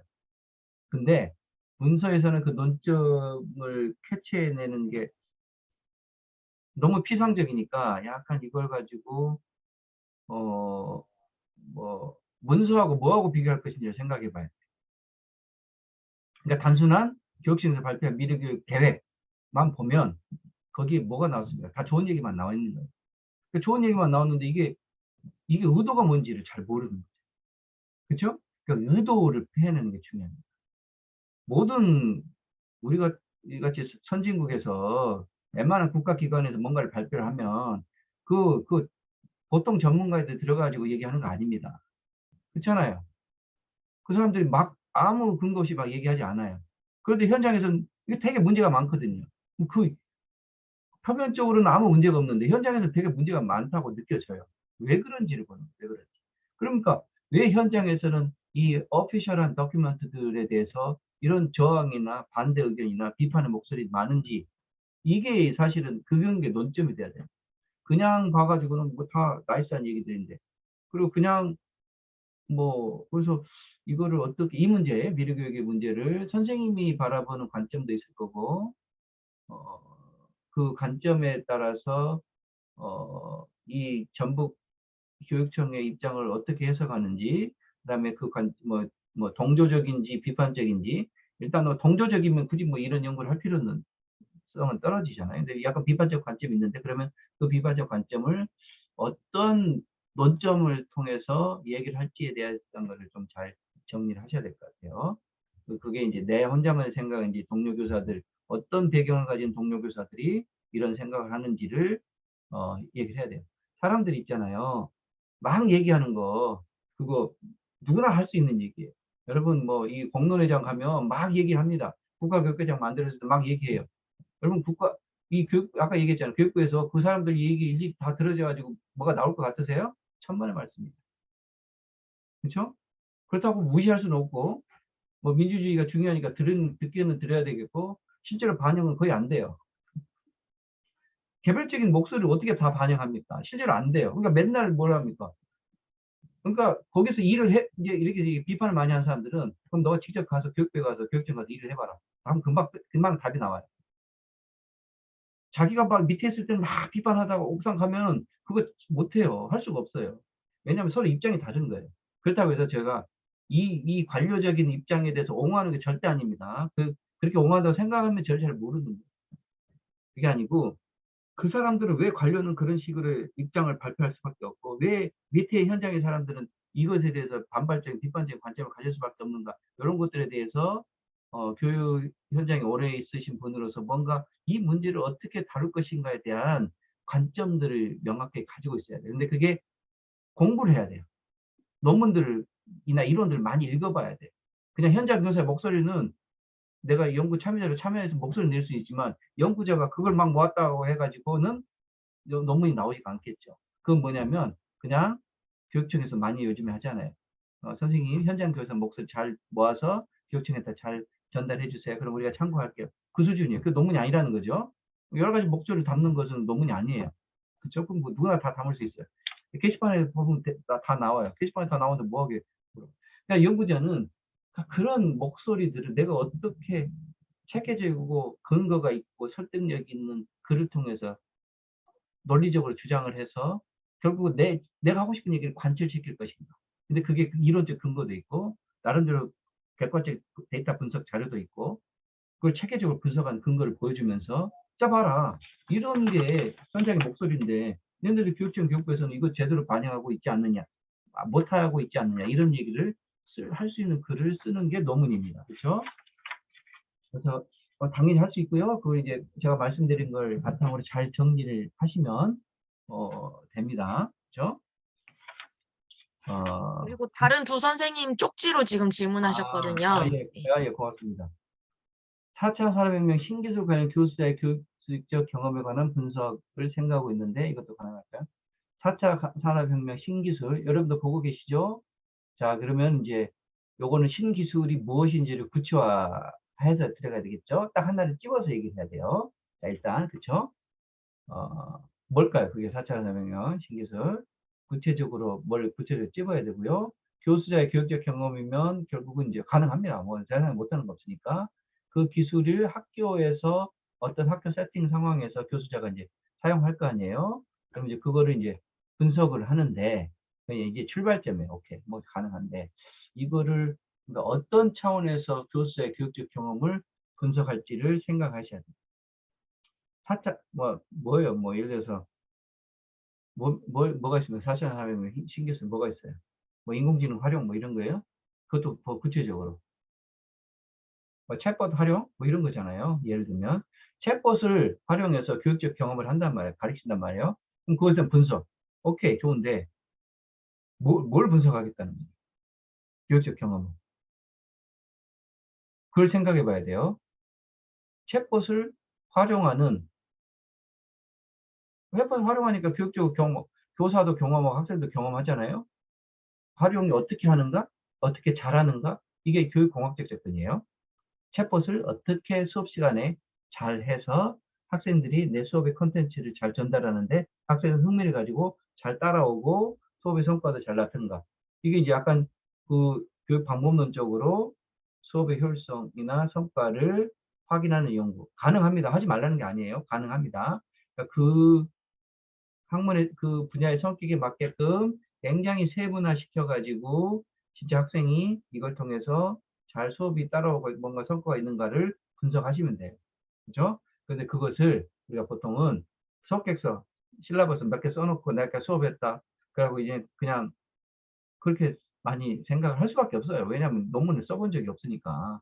이게 보통 약간 실증주의적 논문이 되는 거예요. 오케이, 좋습니다. 근데 실증주의 성격에 맞게끔 굉장히 엄밀하게 어떻게 수업을 처치를 했고, 학생들 어떻게 수업을 임했고, 그래서 인터랙션이 어떻게 일어났고, 그래서 이 챗GPT는 어떻게 작용을 했고, 그 챗GPT를 학생들이 어떻게 받아들이고, 그게 어떤 구체적인 학업의 성취에 기여를 했고, 그거를 구체화시켜서 다 세밀하게 적어야 되고 그거만 딱 맞춰서 자, 이 분야에 대해서 학생들이 챗GPT를 활용하지 않는 것보다 이걸 활용하니까 훨씬 더 나아졌더라라고 하는 거를 증명해 줘야 되는 거예요. 그래서 우리가 그걸 활용한 수업, 활용하지 않은 수업을 이렇게 비교고 내조고 이렇게 하기도 하고 하여튼 뭐 방법은 다양합니다. 근데 어떻게 그렇게 엄밀하게 뭔가 되어야 되지? 그냥 우리가 수업을 했고 수업 시라버스가 이렇게 있고 수업을 이렇게 했는데 뭐 이렇게 하고 난 다음에 근데 애들이 좋아졌더라. 뭐 아니면 시험을 봤더니 시험의 성적이 향상되더라. 이렇게 하는 거 그거는 눈 감고도 씁니다. 그런 연구는. 그죠? 그런 거 연구를 기대하는 게 아니에요. 눈 감고 쓴다는 게 무슨 말인지 아시겠죠? 전혀 어렵지 않아요. 전혀. 고민할 필요도 없는 거예요. 그런 거는. 어, 그렇게 하면 그냥 논문들 다 쓰겠죠. 교수들이. 왜 논문을 안 쓰고 있어요? 제가 맨날 얘기하잖아요. 그렇게 쉬운 논문이면 그 똑똑한 교수들이 열심히 쓰겠죠. 논문 한 편 쓰면 300, 500씩 주는데 왜 안 쓰고 있냐고요. 그렇게 될 수 있는 게 아니어서 그렇습니다. 자, 어떻게 뭐 가능해요. 자, 성교육이 학교 교육이 연관되게 이루어지지 못하는 것에 대한 연구를 할 때, 그렇죠. 아까 그런 얘기 하셨죠. 예전에 담임교수 학생, 학부모 이 현상의 원인이 이거 자꾸 뭐 앞에서 이거 글씨를 가리네. 이 현상의 원인이 교육 내용 선정 때문인지, 교사들의 관심이나 역량 차이인지, 통일된 교육 과정의 부재인지 확인해 보는 것도 현상학적 연구라고 할 수 있을까요? 방금 요 글 쓰신 것은 현상학적 연구하고는 그다지 적합하지 않습니다. 어 왜냐면 여기에서는 문제가 잘 안 보여요. 문제가. 문제. 어떤 심각한 문제인가가 안 보입니다. 그 심각한 문제를 캐치해내서 성교육이 제대로 잘 안 되는 것이 도대체 이게 세 개 중에 어느 것인지 이렇게 하면 안 되고 어느 한 것에 중요하다고 선생님이 가설을 가지고 이게 뭐 예를 들어서 이거는 교사들의 역량 차이야. 교사들의 역량 차이야라고 가설을 정하고 교사들의 어떤 역량 차이 때문에 성교육이 이렇게 제대로 이루어지지 않을까라고 하는 것에 대해서 당연히 인제 교사니까 교사들을 몇 명 선정해 가지고 인터뷰를 하면서 연구를 해야 되잖아요. 그러더라도 이 역량의 문제라는 것은 그냥 되게 테크니컬한 문제일 수 있잖아요. 그러니까 되게 이게 심각한 문제라거나 이게 그래서 뭐가 문제가 있다거나 이렇게 접근하기가 어려운 부분이에요. 역량의 문제라고 하는 이슈 자체가. 그래서 현상학적으로 이걸 하기는 되게 버겁다라는 말씀을 드리는 겁니다. 그리고 이 가기 전에 이 세 개 중에서 어떤 것이냐를 보는 것은 당연히 현상학적 논문으로는 적합하지 않아요. 그러니까 이것도 역시 뭐 하지 말라는 거 아니에요. 이걸 보기 위해서는 다양한 이 문제에 대해서 어 뭐랄까 이거는 그냥 그냥 설문도 할 수 있어요, 설문도. 그죠? 설문해 보면 그냥 나와요. 질문들 잘 짜 가지고 설문 뿌려 가지고 사람들 응답한 걸 분석해 보면 어떤 게 주된 원인인지가 금방 나오잖아요. 굉장히 쉬운 연구입니다. 그렇게 연구하는 것은. 질문을 잘 만드는 게 뭐 중요한데 질문도 이제 약간 비슷한 질문들을 따다가 이 주제에 맞게끔 약간 수정하면서 하면 돼요. 그러니까 이걸 갖다가 인제 핵심은 뭡니까? 설문을 하면 이걸 100 명한테 돌릴지 200 명한테 돌릴지 통계적으로 해야 되기 때문에 몇십만 가지고는 결론이 안 나오잖아요. 최소한 300 명은 돌리라고 얘기를 해요. 250 명, 300 명 돌려 가지고 하고 질문지가 뭐 최소한 단답형이니까 20-30 개는 있어야 되잖아요. 20-30 개에 대해서 200-300 명이 있는 그대로 자기 생각을 응답을 하면 돼요. 그러면 통계적으로 코딩해 가지고 하면 금방 나오는 거예요. 전혀 어려운 문제가 아닙니다. 그래서 그렇게 연구하는 것은 막 석사 수준에서 할 수 있어요. 어 그 대신 이제 그전에 인제 요렇게 하기 위해서 이론적 배경을 좀 리뷰를 잘하고 이렇게 하는 것은 되게 쉬운 접근법이다라고 추천을 해 드려요. 쉽게 하시려면 그렇게 하시면 돼요. 하지 말라는 게 아닙니다, 진짜로. 하실 수 있어요. 근데 이제 어쨌든 그렇게 하시면 되고요. 아니면 인터뷰를 통해서 하시려면 그 인터뷰에 맞게끔 소수를 정하고 한 뭐 5 명에서 10명 정도 정하고 질문은 뭐 똑같은 질문을 쓸 수 있습니다. 그런데 인제 인터뷰의 내용들이 길어지겠죠. 그래서 그거를 이제 인터뷰에 분석을 잘해야죠, 분석. 그죠? 어 그러니까 통계는 설문지를 잘 짜고 질문을 잘 짜고 그것을 잘 돌리고 많은 사람한테 돌리고 많은 사람들이 제대로 응답할 수 있게끔 하는 게 핵심. 그다음에 나머지는 아무것도 아니에요. 그냥 분석하면 되잖아요. 통계 돌려서 나온 거 그냥 있는 그대로 쓰면 되잖아요. 아무것도 아니에요. 중요한 게 거기까지 관건이고 질적 연구는 적당한 사람들을 잘 정해서 그 사람들과 심도 깊은 인터뷰를 하는 게 중요하고 그다음에는 인터뷰 결과를 인제 거기서 내가 뭔가 금광을 캐야죠. 그렇죠? 의미 있는 문제를 잘 발굴해 내면 되는데 그것이 결론이 이 세 개 중에 하나다라고 하는 것을 결론을 내리기 위해서 그 힘든 과정을 거칠 필요는 없을 것 같아요. 이 정도의 파악을 하기 위해서 그 힘든 과정을 거치는 건 아니고 이 중에서 어떤 한 부분에 대해서 내가 좀 더 깊이 있게 왜 이게 역량의 문제인지 그러니까 굉장히 이 질적 연구는 깊이 있고 민감하고 어 쉽게 듣기 어려운 얘기들을 이 참여자한테 듣는 과정이 필요합니다. 근데 성교육이라는 게 그런 이슈잖아요. 그래서 이건 굉장히 흥미롭습니다. 교사들이 이 부분에 대해서 어떻게 생각하는지 그거를 이거는 양적 연구로 해 가지고는 될 수 있는 문제가 아니고요. 그쵸? 체계적인 교육과정이 없다는 거 어 굳이 현상학적 연구를 안 하셔도 돼요. 근데 체계적인 교육과정이 없는 것은 누가 문제일까요? 교사 문제가 아니잖아요. 약간 벗어나잖아요. 그러니까 교수한테 물어보는 것은 현상학적 연구하기 어렵죠. 최종 교육과정 누가 짠 거예요? 아니면 이제 이거를 학교에서 학교 교육과정 차원에서 그 학교에서 뭔가 이 성교육의 문제를 교육과정에 체계적으로 짜서 가르쳐 주면 되는데 그 어차피 그러지 못하고 있잖아요. 그렇죠? 성교육을 누가 그렇게 체계적으로 하고 있는 데가 어디 있어요? 별로 관심이 없는데 그냥 하라니까 하는 건데.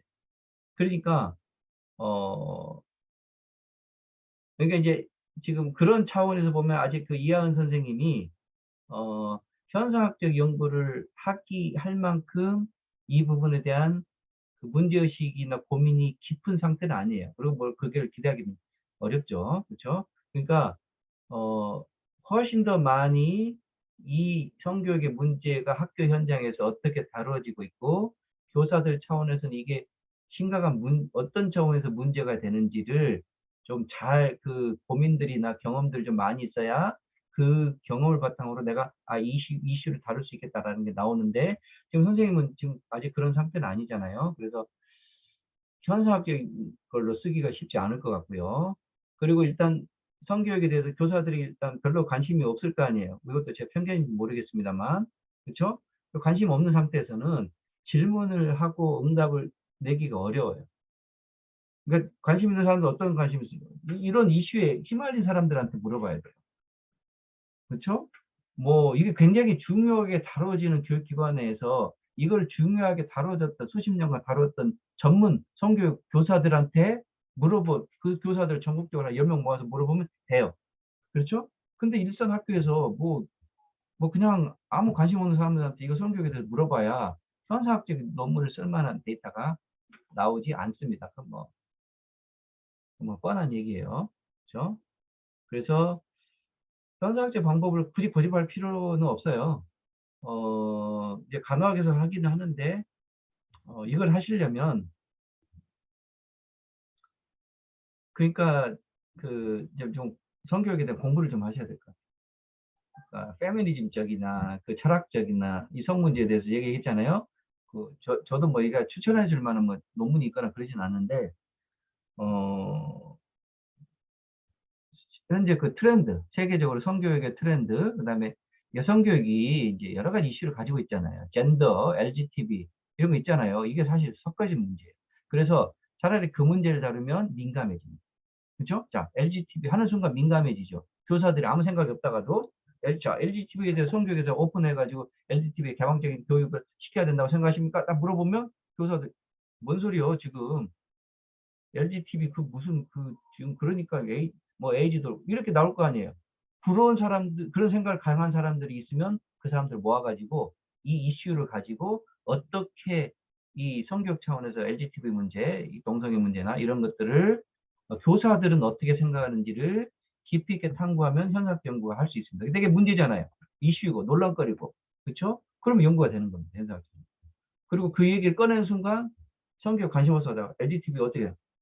그렇죠. 그러면 LGTB의 교육을 선생님의 자녀에 대해서 가르치는 거에 대해서 어떻게 생각하세요? 민감하잖아요. 저도 예를 들어서 오픈된 생각을 갖고 있다가 우리 자녀들 딸들인데 LGTB에 대해서 어떻게 가르쳐요? 저도 되게 부모로서 민감하거든요.